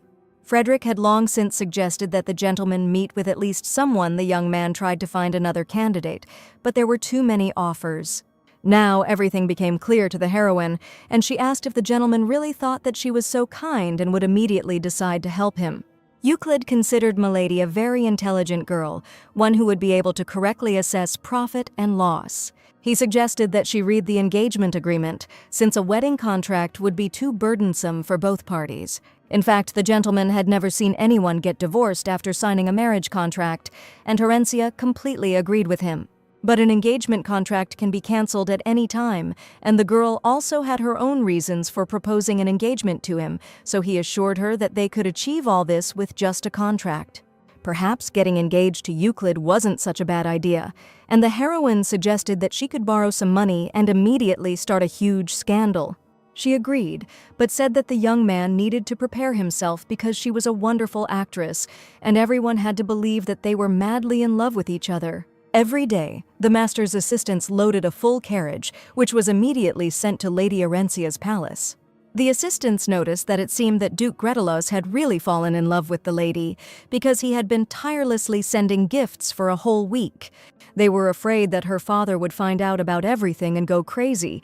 He was supposed to come back today, so they needed to hide everything until he arrived, and then everything would be fine. Suddenly, they noticed a carriage approaching the palace and realized that it definitely belonged to Duke Gretelos. No doubt he was leaving on it, which meant that the lady's father had returned much earlier than promised. The girl's father stepped out of the carriage. His gaze was darkened, and the aura around him was incredibly gloomy today. Seeing their master, the assistants almost dropped the boxes from their hands, and now they needed to hide all the gifts as quickly as possible. Everyone noticed that the Duke was not in the best mood, and the butler immediately turned to the gentleman. He asked for forgiveness, saying that the estate was still a bit dirty, and the Duke, according to him, had cancelled his business in order to arrive early. But he saw that the assistants were bustling about and carrying some suitcases, immediately recognizing that these were all gifts from Duke Gretelos. Ever since he proposed to Lady Herencia, he had been sending them every day, and the man looked angrily at everything that was happening. The butler noticed that the Duke was getting angry. He shouted for his daughter to be brought to him immediately, but the butler knew that not only Lady Herencia was in the palace, but the Duke himself, and now the lady was probably with him. The heroes were already preparing for a love drama, and the lady asked the young man to ruffle his hair and also take off his watch. What she needed now was a dramatic picture, and she cried out that it was not the watch that was the problem, but its appearance. The young man even rolled up one sleeve higher, but the lady screamed that all this was not suitable and that he needed to look completely different. She unbuttoned his tie and asked him to open his collar wider so that everyone would think that real passion was happening between them. It was necessary to make everyone think that they were real lovers, and at that moment the lady came so close to the Duke that he even became afraid. She didn't even expect such an act from herself, and she felt herself being carried away in the other direction, and this was absolutely not what she wanted to do. Ruffling her hair and giving her a cheeky look, the young man asked if the girl would probably like it. Looking at the gentleman, the lady realized that this was now the final result. Perhaps it was perfect, but she still lacked something. She screamed. She needed to cool down a little from strong emotions, and at that moment Frederick burst into the office. He waved his hands in fear and said that he was just about to knock, but the lady opened the door right in his face, and he decided to inform as soon as possible that Duke Novalita had come straight for his daughter and was asking to bring her immediately. Herencia slammed the door loudly in front of Frederick and asked him to wait a little, and the young man even recoiled from the loud slam. Now they had absolutely no time left and needed to come up with something, so the lady pushed the young man straight to the bookshelves. It looked like there was real passion growing between them as the young man was pinned against the wall, and the lady looked him in the eyes. The performance started off completely wrong, and Herencia asked the gentleman to close his eyes, saying that she was completely embarrassed. The lady gently touched his hand and pressed her whole body against the master's body, as if she was about to kiss him right now. She did it on purpose so that the father who came in would see a strange scene where his daughter was reaching out with her lips to the lips of her worst enemy. Frederick tried to stop the Duke, but his father would not hear anything and burst into his office, shouting where his daughter was. Naturally, he saw a strange picture: Euclid pressed against the wall and his daughter hugging the Duke. He felt a strange tension, noticed wrinkled clothes and also fresh traces of lipstick on Euclid's neck. The Duke shouted that Gretelos had chosen someone unknown as his heir and asked his daughter to quickly come to him. Milady held tightly to her future husband's hand and declared that her father should under no circumstances be so angry. She asked him to apologize for his words, as her father had behaved too rudely towards their young couple in love. She warned that if the father does not want to see his grandson from God knows who, he should probably start keeping an eye on his brother, who has completely gone crazy. Herencia wasn't even afraid to tell that Evan had really squandered all the money in the theater, and her father indignantly shouted at his daughter to stop immediately, not daring to speak brazenly about his brothers. He asked her to come over immediately, saying that she would never dare to behave like that again, and he would take matters into his own hands. But at that moment, the Duke decided it was high time for him to intervene, and asking for forgiveness, he suggested that the Duke leave this office as quickly as possible. At last, the Duke left, and Frederick was very much afraid that something serious might happen, besides a quarrel. Since the maids had returned to the estate, everyone hoped that His Majesty would not be too harsh on his lady daughter. After the Duke left, Euclid asked if this was really how it had to be, since everything had only gotten worse, and the lady smiled and asked him not to thank her. Euclid understood that this was exactly how she wanted to show that she had sided with him, and now his father did not dare to give orders at all. The young man didn't even imagine that the Duke would be so unreasonable that he would burst into his palace and start shouting right in his office. Therefore, the young man confessed that he could not leave everything like this under any circumstances, because he saw how the father treated his daughter. Previously, the lady thought that this situation would end there, but now she looked at her future husband with a surprised look. At this time, the assistants were waiting for them to be released, because if one of them simply gave in, they would finally be free. Since the young men had seen everything, they continued to watch the scene of the two heroes, and for some reason the Duke still did not let Milady go back to his palace. Euclid had just realized how cruel her family was, but the lady insisted that it was nothing to worry about and that the gentleman had misunderstood. He asked her to just stay with him today because her father was incredibly angry today, but the lady hated control in relationships and did not want strange rumors to appear. The heroine was perplexed as to whether the young man was really suggesting that she go against her father now, stating that she didn't even have anything to wear, but fortunately the groom had already prepared and provided for everything. The maids brought out luxurious clothes, as well as a bunch of gifts, and today the girl certainly could not need anything. The Empress was immediately informed by an assistant that the lady had left the Gretelos estate early this morning. She didn't understand if there was really something between them, or if it was just a game to make everyone think that they were truly in love. But most of all, she hated the Duke, and it all happened when Lilie was the crown princess. Then a split occurred between the two families when Lady Gretelos did not find happiness with the prince. The crown prince was deeply in love with Lady Gretelos, but not everyone knew about their relationship. Rumors were circulating everywhere that once he became emperor, the current bride would be forgotten and Lady Gretelos would take the place of empress.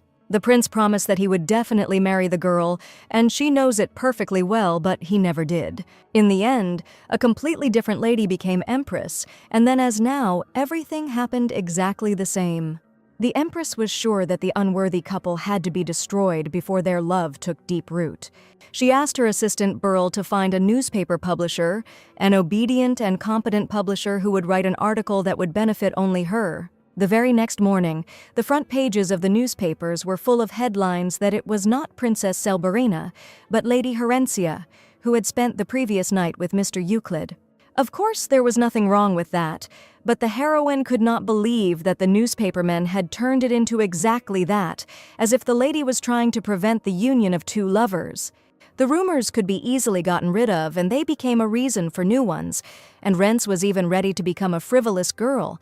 But at that moment, Agnes said that they could not go anywhere, because after spending the night with the Duke, her father had placed her under arrest for a whole week. But today the heroine definitely wasn't going to go out through the door, and the maid was scared because they were on the second floor.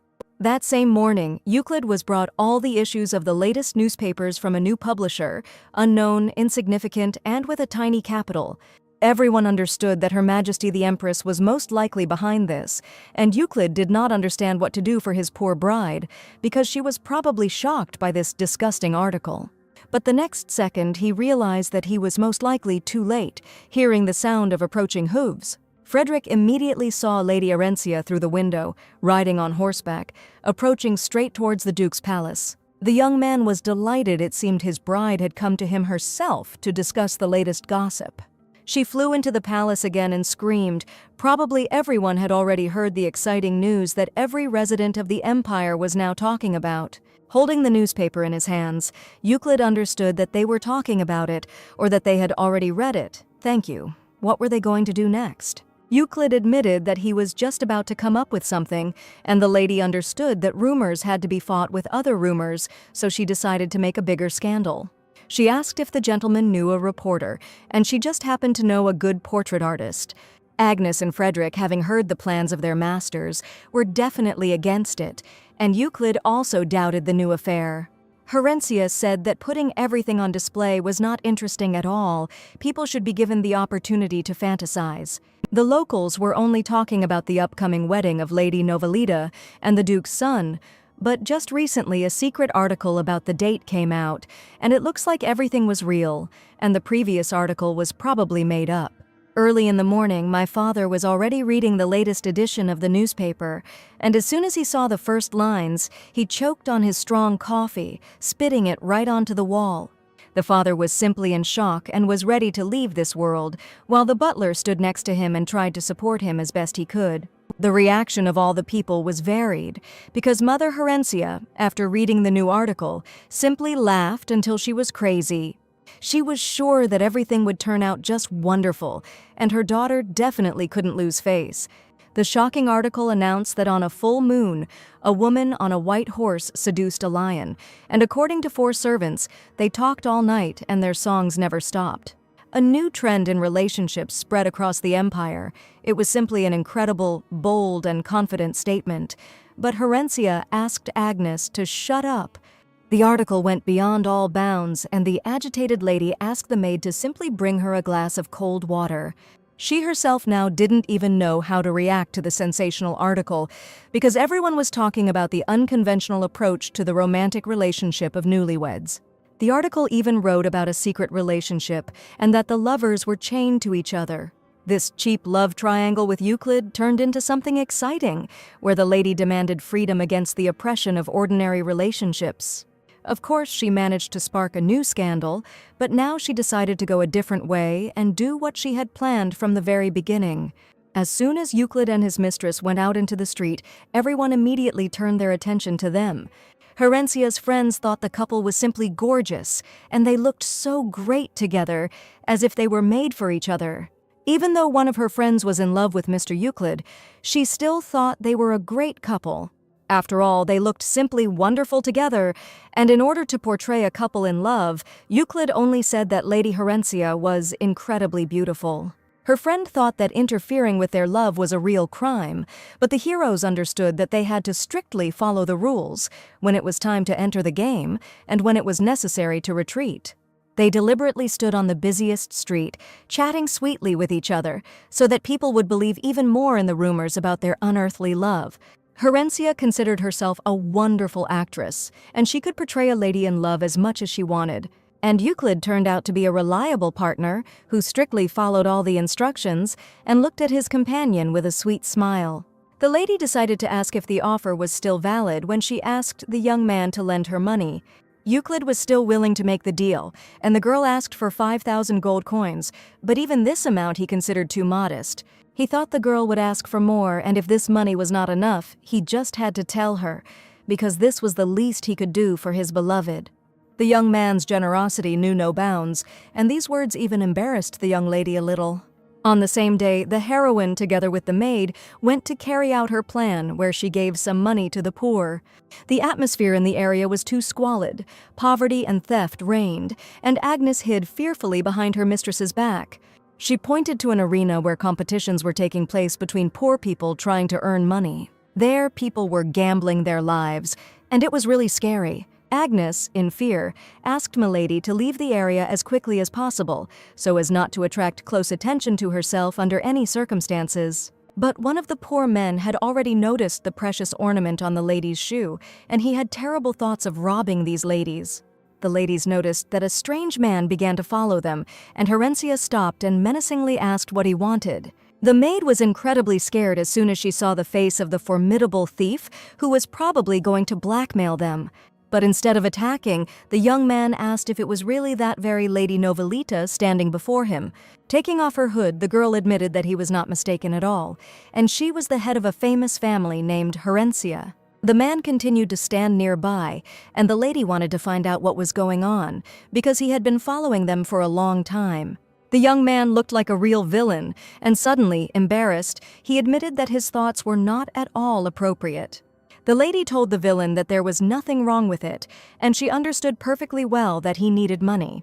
And this was the heroine's grand plan, who was going to lend the villain some money right now.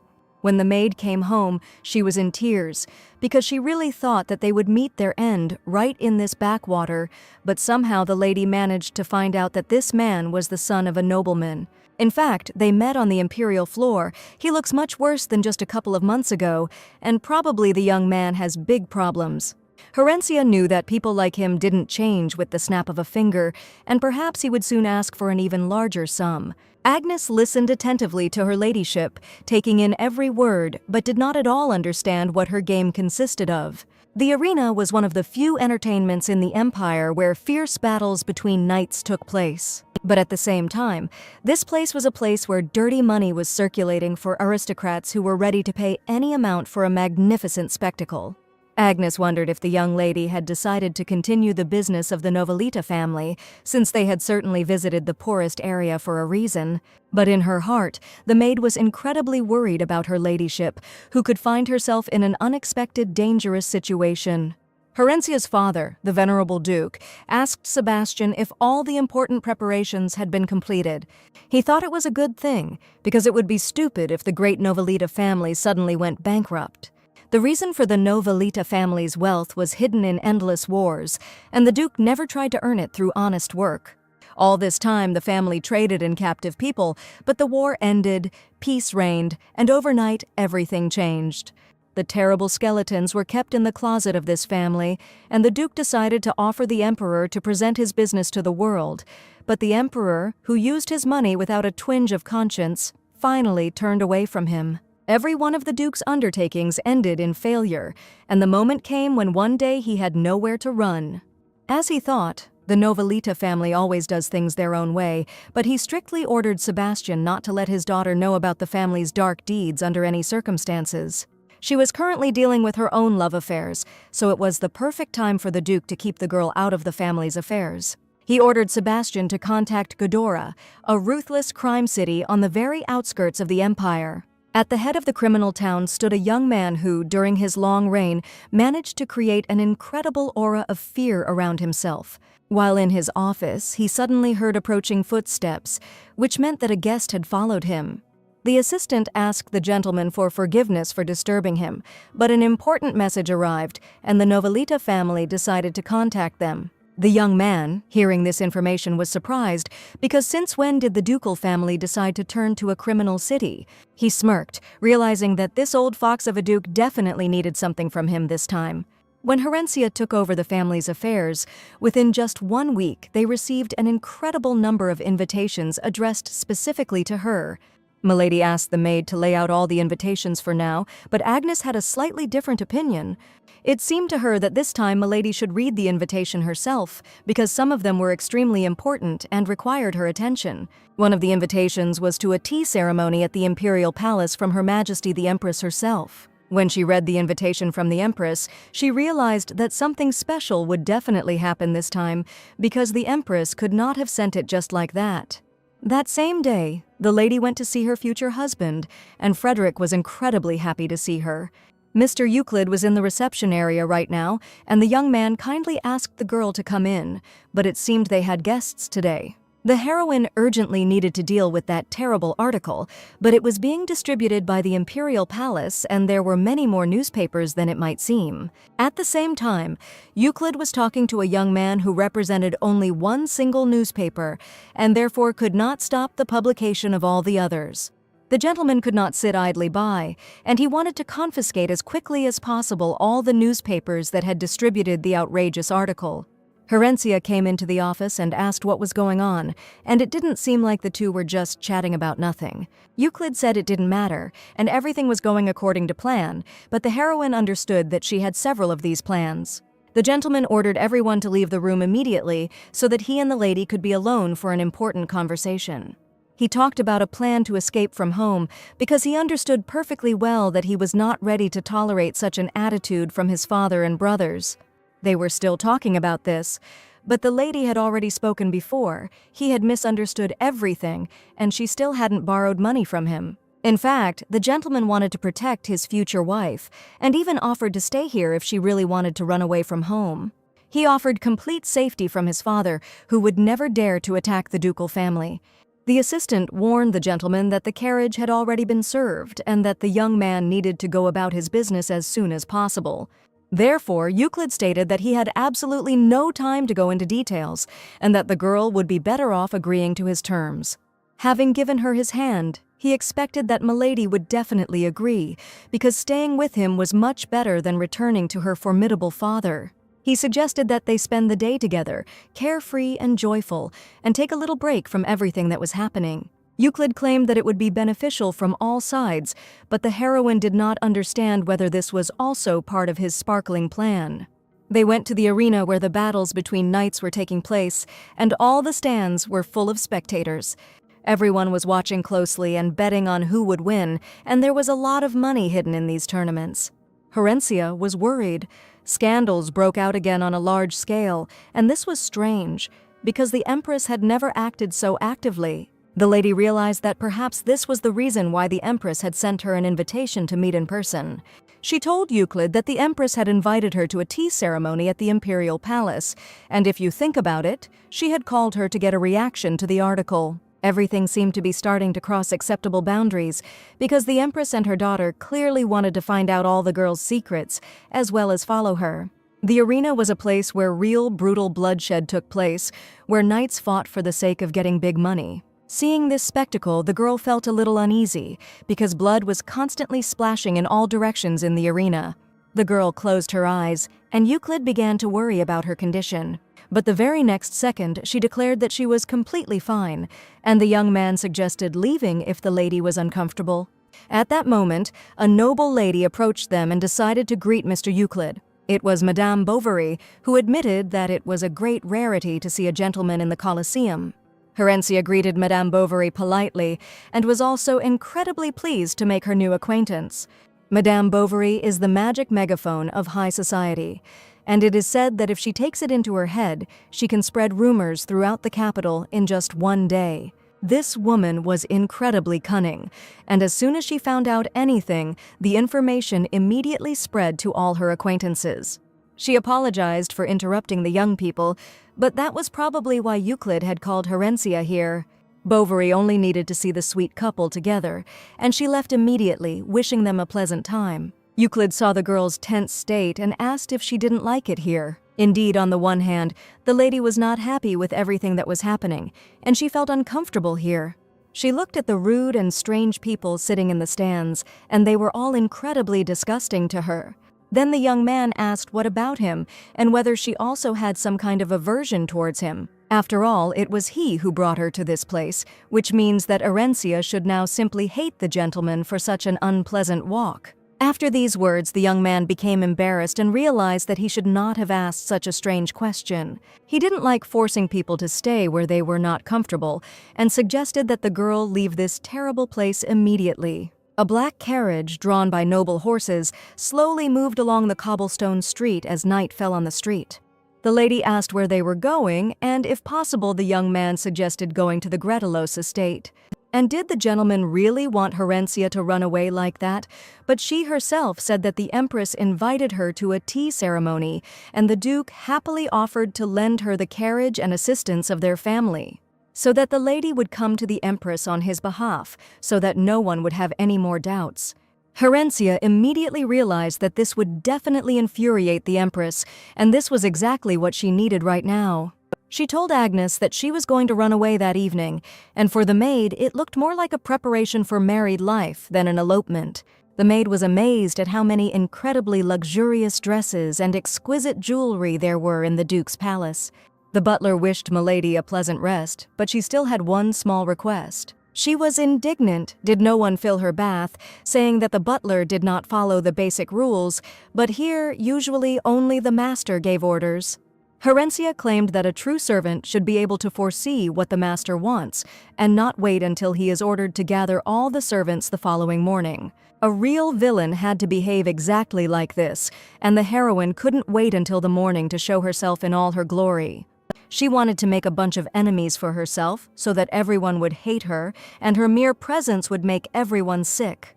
Early in the morning, Frederick came to the gentleman to tell him about an article that had appeared in the newspaper. This was another stunning piece of news that shook the entire public. Euclid had already seen her and realized that it seemed the Empress was really trying to raise a fuss. Suddenly, a loud female voice was heard from behind the office door, which for some reason had been shouting throughout the palace since early morning, and when they opened the door, they saw all the maids. Herencia stood and shouted that in the morning the servants should serve a warm towel, tea to clear the mind, and cold water to invigorate. An angry voice was heard throughout the palace, and the lady was outraged by the disorder in the laundry, telling the maids that it was necessary to use the right soap so that the linen was always clean. One of the maids raised her hand and said, and the head maid warned them that they should be frugal in such expenses. Now my lady wanted to know who the head maid was here, why she was giving such orders. The head maid, who was in charge of this estate, stepped forward and showed her face. It was her job to train the estate's maids, but Herencia was outraged. Cheap soap ruined the fabric and could harm the maids' hands, and what was the point of saving money on soap? The head maid said that if one day Herencia became a Grand Duchess, it would be a different matter, but for now this was her job, and she was just a guest here who was overstepping her bounds. At that moment, the heroine realized that the lady was indeed right in her words, and she had nothing to answer. She merely admitted that the head maid had been too rude and tried to justify her indecent behavior. But at that moment my lord appeared and asked what was going on here and what it all meant. He glanced at the head maid, who had supposedly never made a mistake before and always kept an eye on the servants. She lowered her head, realizing that my lord could be extremely stern, and he had heard the entire conversation perfectly well. Euclid was angry because the head maid said that his bride would never become a Grand Duchess. Therefore, he ordered that from today onwards the head maid is free and must leave the estate as soon as possible. Herencia didn't think it would turn out this way because she just wanted to be rude. She admitted that firing the head maid was too much, since this was only their first conversation. It seems like this lady has been working here for a long time, and to fire someone so easily is reckless.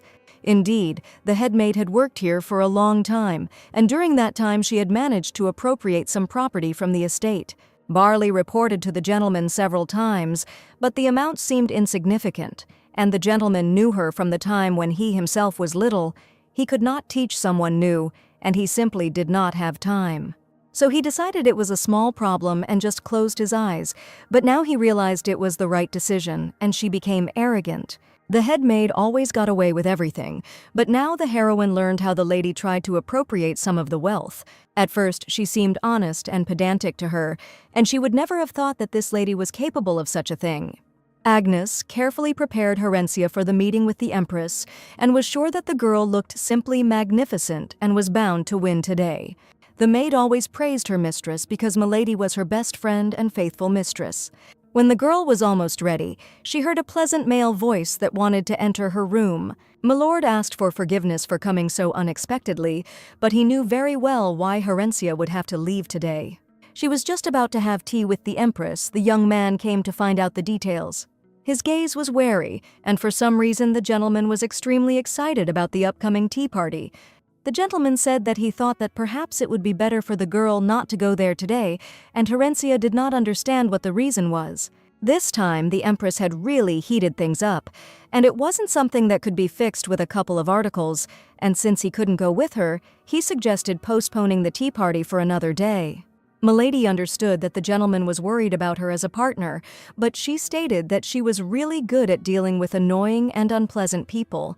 So she was going to set out on the appointed day to prove to the Empress that her power was worth absolutely nothing. She asked Euclid to trust her and not to worry in any way, and to calmly begin his work. The young man understood perfectly well that his future wife was ready for anything and incredibly self-confident, but still he was very worried. Therefore, he offered to at least allow him to accompany the girl to the carriage, in order to calm his raging emotions a little. The gentleman offered his hand to the young lady in a dress of the color of the sky, who was ready to meet the Empress herself and defend her honor. The newspapers still did not shut up and wrote articles about the revelation of the strongest relationships. Reading the first article, the Empress understood that one article could be covered by 2 others, but they would never cover 20 articles. The Empress used such base methods that even her daughter found them downright disgusting. And didn't Mother understand how pathetic and ridiculous she looked now, trying to persuade people who wrote false articles? Such feigned glory had no real value, and the Empress's daughter understood this perfectly well. And she saw a truly bright person who deserved respect in a completely different lady. Greteloth's black ducal carriage pulled up to the Empress's palace, and that meant the game had just begun. An incredibly luxurious lady emerged from the carriage, wearing an elegant dress decorated with pearls. And the Empress's daughter understood that even when this girl did nothing special, she was still worthy of respect. The Empress and her daughter were already awaiting the arrival of the guest invited to tea. The Empress's daughter immediately noticed that this magnificent girl radiated her own light, which could not be overshadowed by stupid, lying articles. She is so self-confident that even her mother cannot tarnish her honor, no matter what base deeds she tries to do. That same day, Euclid was going to meet with Herencia's father, who had not sought to meet him for a long time. The Duke did not even greet the gentleman and angrily asked where his daughter was now. Euclid said that the young lady had a meeting today, so he would hardly be able to meet her, and the father was surprised. Would he really not be able to see his own daughter? He was sure that the young man was making her go through this and still claimed that their relationship was sincere. The Duke intended to take his daughter back home so that she would never have any contact with Greteloth's family again. Euclid stated that the Duke must have more important matters to attend to, and perhaps it had to do with Lord Elbers. The Duke did not understand how Euclid knew everything, but he planned to handle the young lady's affairs himself and asked the Duke not to worry too much about it. Lady Herencia sat at tea with the Empress, feeling the dull atmosphere that was too predictable.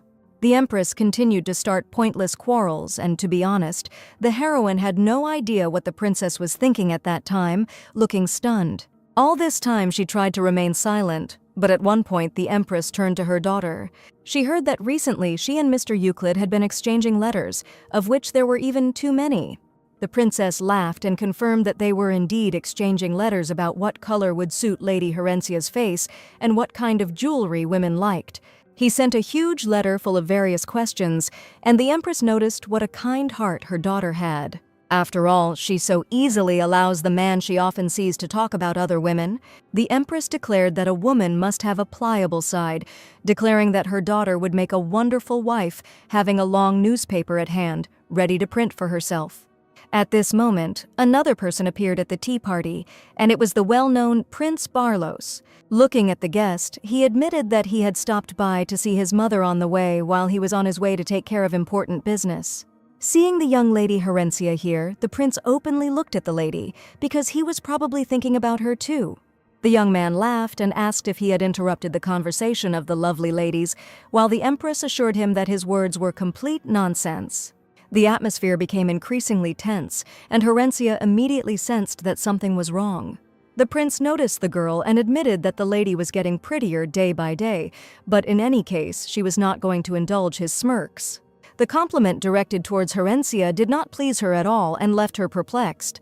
The prince declared that it would not be at all gentlemanly to compare one woman with another, especially since he was going to love and cherish only one woman for the rest of his life.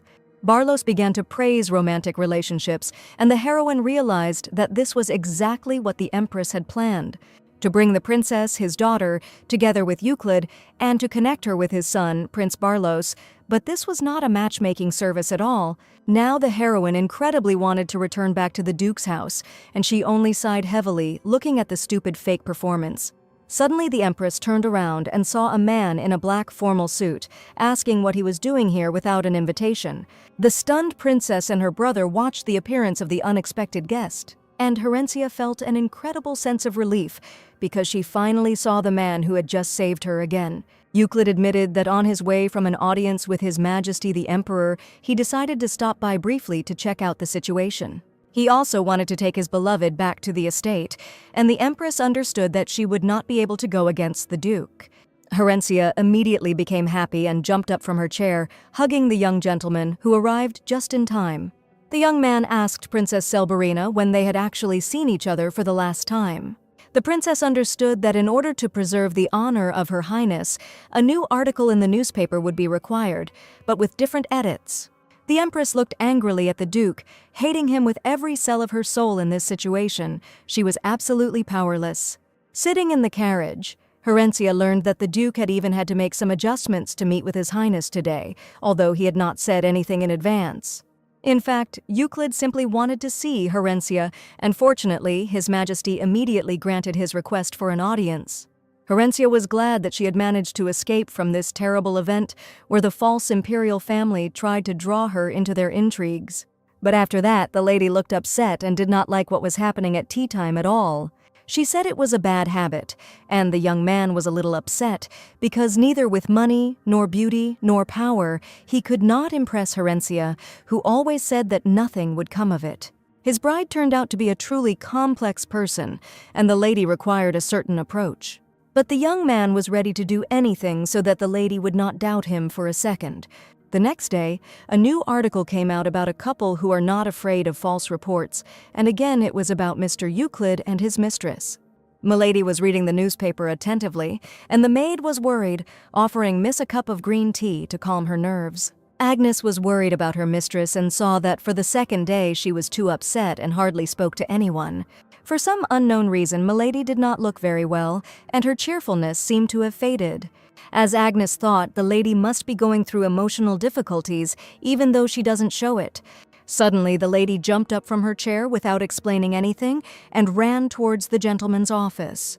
With an incredibly serious face, she opened the doors and didn't even greet anyone, because the rules of etiquette were completely unimportant to her now. Euclid was surprised to see Horencia in his office, and the young men also had fresh issues of new newspapers in their hands. The heroine suddenly stated that it seemed she should return home as soon as possible to sort out family matters. All this time the Duke was incredibly angry, and even the servants were afraid to come close to him. Sebastian decided to tell the gentleman some urgent news that clearly required his attention. He asked Sebastian what had happened and whether they had managed to find confirmation of the facts they had discussed earlier. It turned out that the lady whom young Mr. Elbers was pestering was a distant relative of Empress Lilier. Security around Gretellos Villa had recently been tightened, so the young lady was most likely there now, although her father was confident that the matter had already been properly resolved. But for some reason this girl was still in the Duchy of Gretellos without his permission, and he was wondering what to do about it. After Sebastian's message, the Duke angrily declared that he must personally meet with Her Majesty the Empress, and do so as soon as possible. After ordering Sebastian to prepare the carriage immediately, he headed out of his office to meet the Empress right away. Too much had already happened, and the heroine was in a depressed state, deciding to admit that everything she did to become a villain was in vain. All her dirty tricks, rude words, planned actions did not work, making her only a great lady, whom all ladies want to be like. She was only a nominal heir, so she knew absolutely nothing important about her family, and did not even know what kind of person her father was. And the Empress, who clearly hated her, was not yet able to show real power to humiliate or insult the dignity of the Novelite family. Instead of a complete collapse of her reputation, the lady gained fame as a young noblewoman who advocated social reform for the benefit of all women. People thought perhaps she should have changed her tactics from the start, but she was desperately trying to become the real villain of the empire. And she made an important decision that first of all she had to take a serious step that even she herself did not want. The first thing she decided to do was to start distancing herself from Euclid so that the rumors about their relationship would finally die and everyone would forget about this couple. She felt with all her heart that Euclid was a wonderful, good person who was always ready to come to her aid. His sincerity and honesty were simply amazing, because this man had a high title, and usually the soul of such people was dirty and callous. But this man didn't care about wealth, he cared about kindness, and he was the kind of person you couldn't help but like. This decision was incredibly difficult for the young lady, but she understood that her future could depend on it. She couldn't allow someone like him, caring and gentle, to be drawn into her dirty fight. Therefore, the heroine did not say anything, but simply collected all her things and left without warning after lunch, leaving behind an empty room. Euclid understood that his bride could be so cold, but this news upset him incredibly. Frederick admitted that there was much more important information, and Mr. Euclid should find out about it right now. He said the boy had taken on too much when he took on the internal investigation at the Colosseum, and Frederick was probably scared of something. He simply could not understand why the gentleman had deviated so much from the intended path since they had not even begun to act yet. The young man was influenced by the day when he and the lady arrived at the Colosseum, and she saw terrible battles. Then she behaved too strangely, but assured that she was completely fine. But in fact, what happened probably caused unpleasant feelings in her. Euclid was more concerned that the girl would not accept anything he tried to give her, so he decided to force it upon her. Frederick had already followed the affairs of Novelit and also checked, and it seemed that the family had not interfered in the affairs of the Colosseum for quite some time. The gentleman could not even understand whether he was upset or relieved by the information he had received, but it was as if after the lady's departure he felt empty. The next morning, Agnes ran to tell her mistress that the nobles were now competing with each other for the opportunity to poach their maids. The maids of this house did their job well, and everything worked out thanks to the strict instructions given by Milady. In any case, word of this spread throughout the empire, and the maids began to receive offers of employment, but of course they refused them all. They wanted to continue working here. Even the new uniform that the lady had recently ordered was simply a sensation, and the maids were glad that the fabric was pleasant and comfortable. In fact, when the lady ordered this uniform, she specifically chose the cheapest fabric, and she couldn't believe why the maids were so happy now. She again found herself at the height of respect, and the servants were delighted with the behavior of their mistress, and did not agree to leave for other houses for any amount of money. Herencia collapsed on her soft bed, declaring that she was tired enough, and asked Agnes to tell everyone that she was going to bed early tonight. That evening, the Duke returned to his estate and inquired whether anything had happened while he was away. The butler said that the young lady had returned this afternoon, and the father could not believe that his daughter was in the palace right now. In a conversation with the Empress, she admitted that the Duke was really upset by something so ordinary. After all, it is common for young people at this age to do certain things, promising to talk to this child so that the Duke does not suffer and does not worry. The Duke was grateful to the Empress for the mercy she had shown during the audience. That evening, the Empress admitted that the Duke's daughter was quite nice and was probably going to make him an interesting proposal. She reported how she had recently seen his daughter next to her son at a tea party, and they looked as if pictures of two lovers had come together. This was the Empress's insidious plan, and without the participation of both parties, she simply wanted to bring together his daughter and the prince, who was to become the heir. The Empress told the Duke that they were now in the same boat, and the Duke understood that he had to follow the terms, and that it would be better for both families. When the Duke returned home, he asked what his daughter was doing, but she said she was tired, so she went to bed early. He ordered the butler to bring Rencia to him early in the morning, because he and his daughter were planning a serious conversation. The Duke came up with a terrible plan to force his daughter to become a real crown princess, and not just the wife of the Grand Duke, but for now the heroine was sleeping peacefully in her bed and had no idea about it. Getting up early in the morning, the heroine thought that her father would immediately start yelling at her because she had not said a word and had simply run away from home. But when she saw her father, she realized that this man was suspiciously kind today, so suspiciously that it sent shivers down her spine. Herencia felt that something was definitely going on here, and putting a mug of hot tea on the table, she prepared to listen to him. The father said that it was time for his daughter to learn about the family business, which the family has been involved in for many centuries, and this business is passed down from generation to generation. It so happened that the father had to go to Ghidorah tomorrow, and he said that it would be useful for his daughter to go with him. Ghidorah was the name of the land that was blessed by the gods, as they once said, but in an instant everything was destroyed thanks to the efforts of other people. The blessing was one day exhausted by the declaration of a certain famous emperor, and from then on these lands became the most terrible place in the entire empire.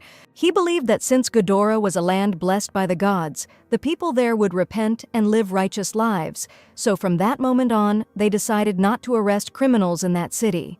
This was an utterly absurd logic, and hordes of criminals headed to Ghidorah, turning this blessed place into a living hell filled with theft and murder.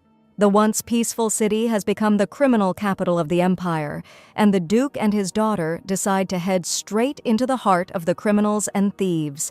The maid was trembling with fear as soon as they stepped onto the threshold of this city, and she begged the mistress to ask if we really needed to be there too.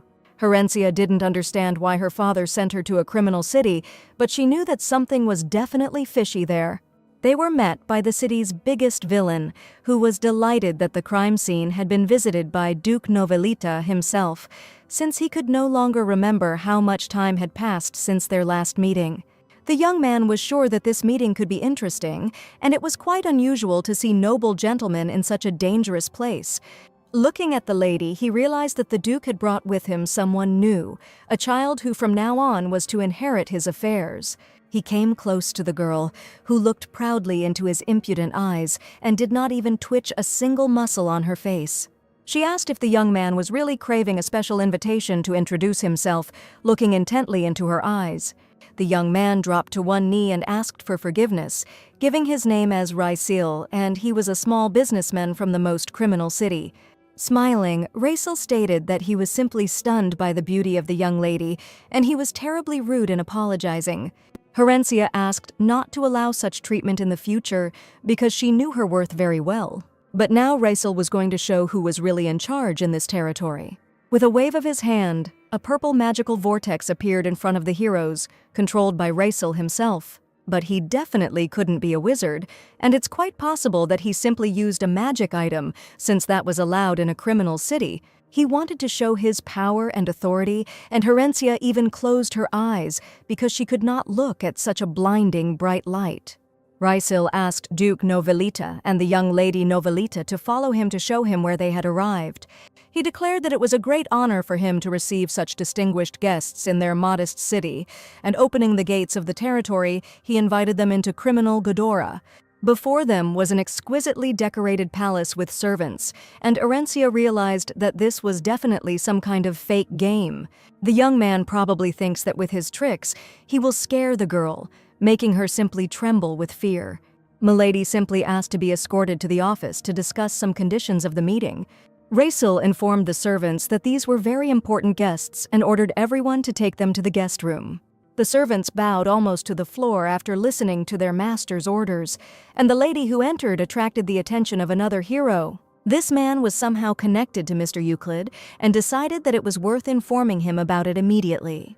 At this point, Frederick and the gentleman were talking about how someone had dared to treat them so terribly, and the assistant was perplexed that they had come such a long way from the Baron's house, and now they were being told what to do.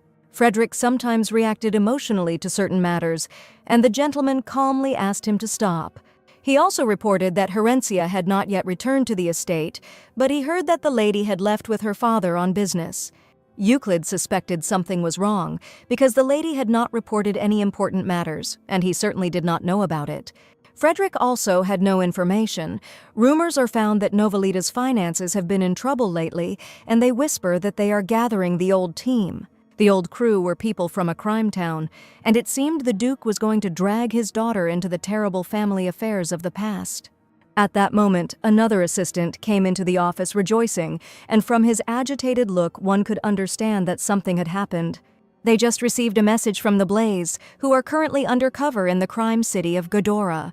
The young man said that Mrs. Herencia had just appeared in the crime city, and Euclid couldn't believe how such a thing could really happen. Rysel took out a bottle of expensive alcoholic drink and asked if the young lady was not in a romantic relationship with Duke Gretelos. He saw an article about it in the newspaper and became curious about how Mr. Fleet fell in love with the girl. The young man admitted that for him, he was nothing more than a friend in quotation marks, and he became interested in how the gentleman treated the lady. And at that moment, Euclid understood who she might encounter in this criminal town, the most terrible villain he knew very well. Sitting down at the table, the young man gathered to discuss, and Rachel asked contentedly whether the Duke really wanted to return to business, since he had already prepared certain places. The head of the criminal city said that they could only supply goods, but the Duke asked not to worry about it, because it was not the first time he had done this. For Rysel, this was simply wonderful news, and the Duke himself wants to return to the gang of the criminal city. He also stated that it would not be easy to find an employee as good as the famous Novelita family. Herencia listened attentively to the conversation, and the conversation was about the first product, which was of decisive importance, and the head promised to definitely choose a person with a pleasant appearance. The heroine felt that this guy reeked of suspicion he was the true head of the criminal city, although he looked too young for that. He spoke as if he were a friend of Euclid, and Herencia had no idea what the hell was going on here.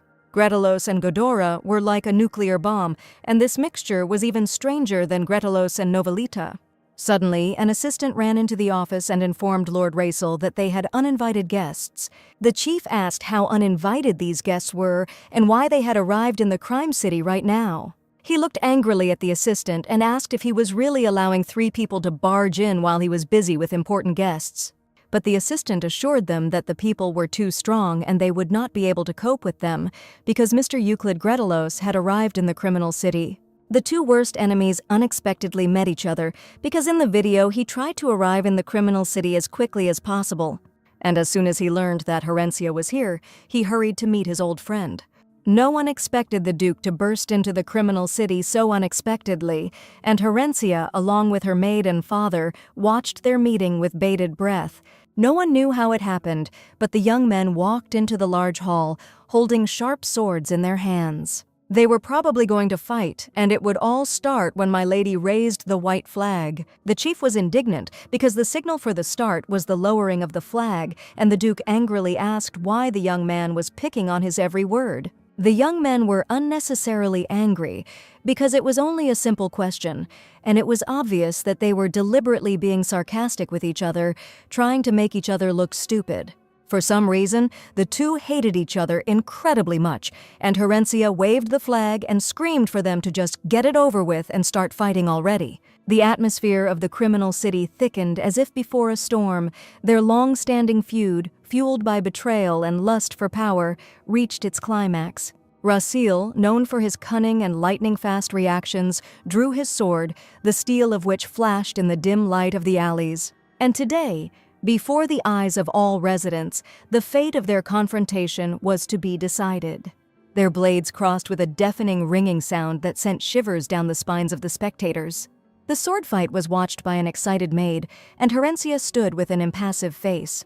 The first minutes of the fight were furious and merciless. Blows followed one after another, causing the air to whistle with tension. The Duke, like a battering ram, pressed on the enemy, trying to break his defense, and soon he succeeded. He asked Herencia to announce and raise the white flag so that everyone would understand that the competition was over.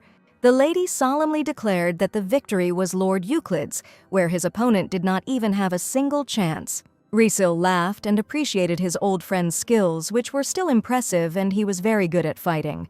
He called him as unbearable as ever, and the Duke said the boys simply hadn't trained at all.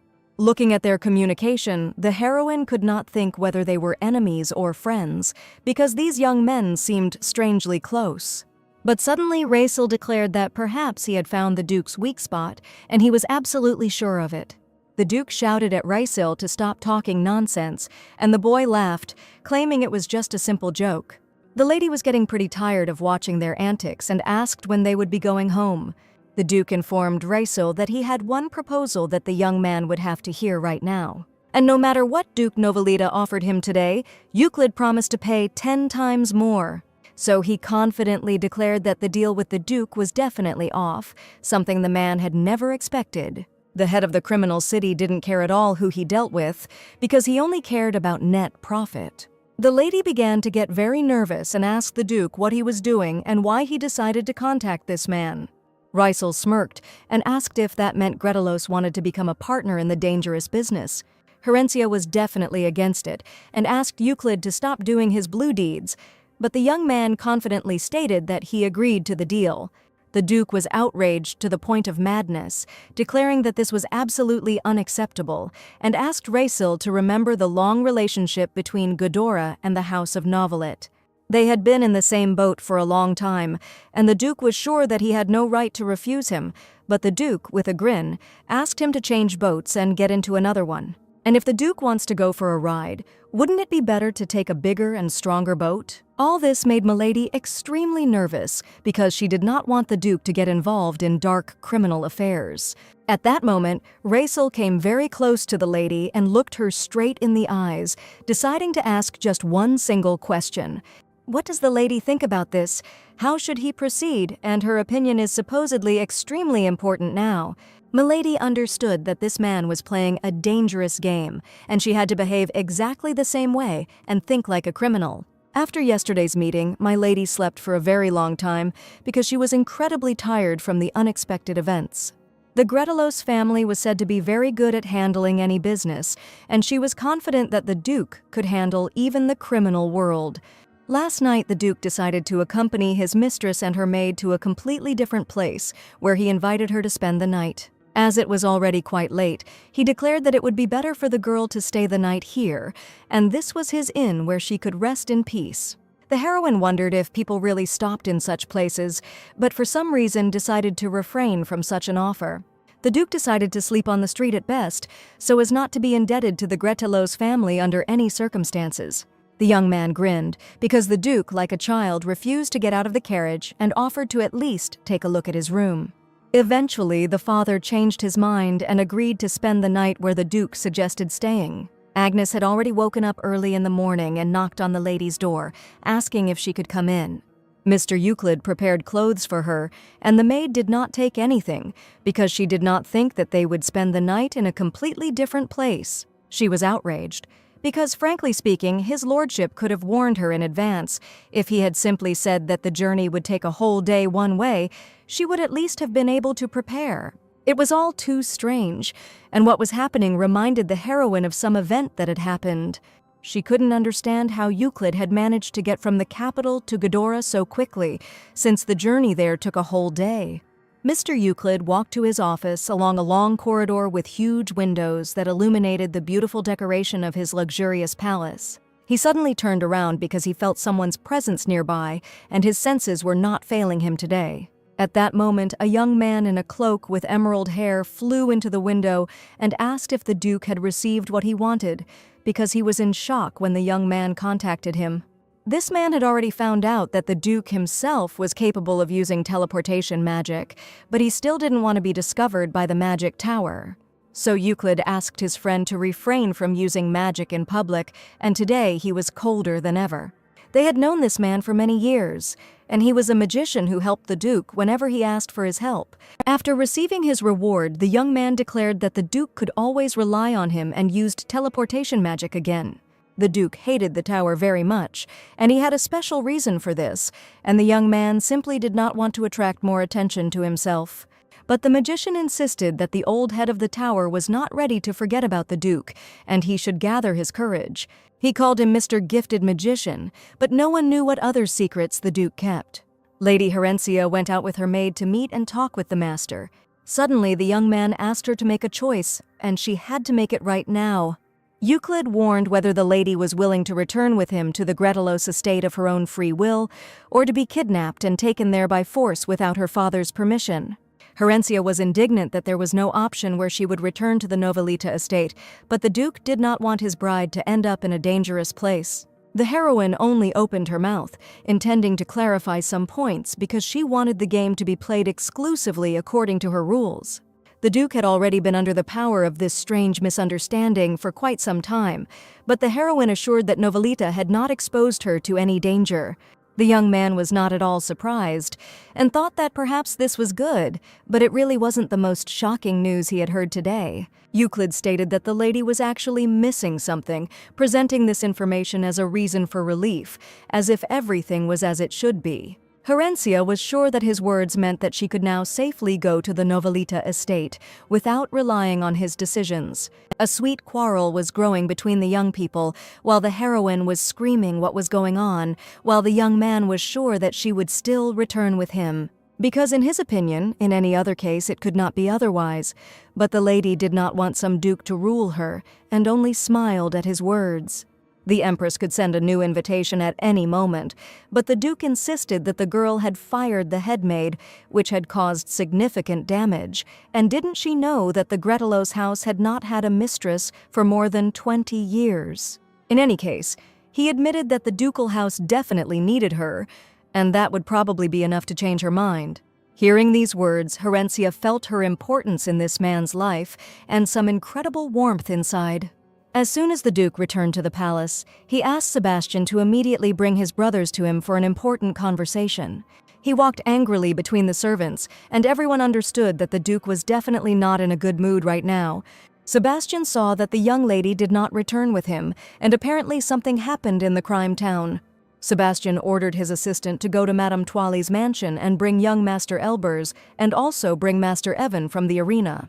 The butler really hoped that nothing serious had happened, but he was very worried that a huge scandal was growing in the family between all members.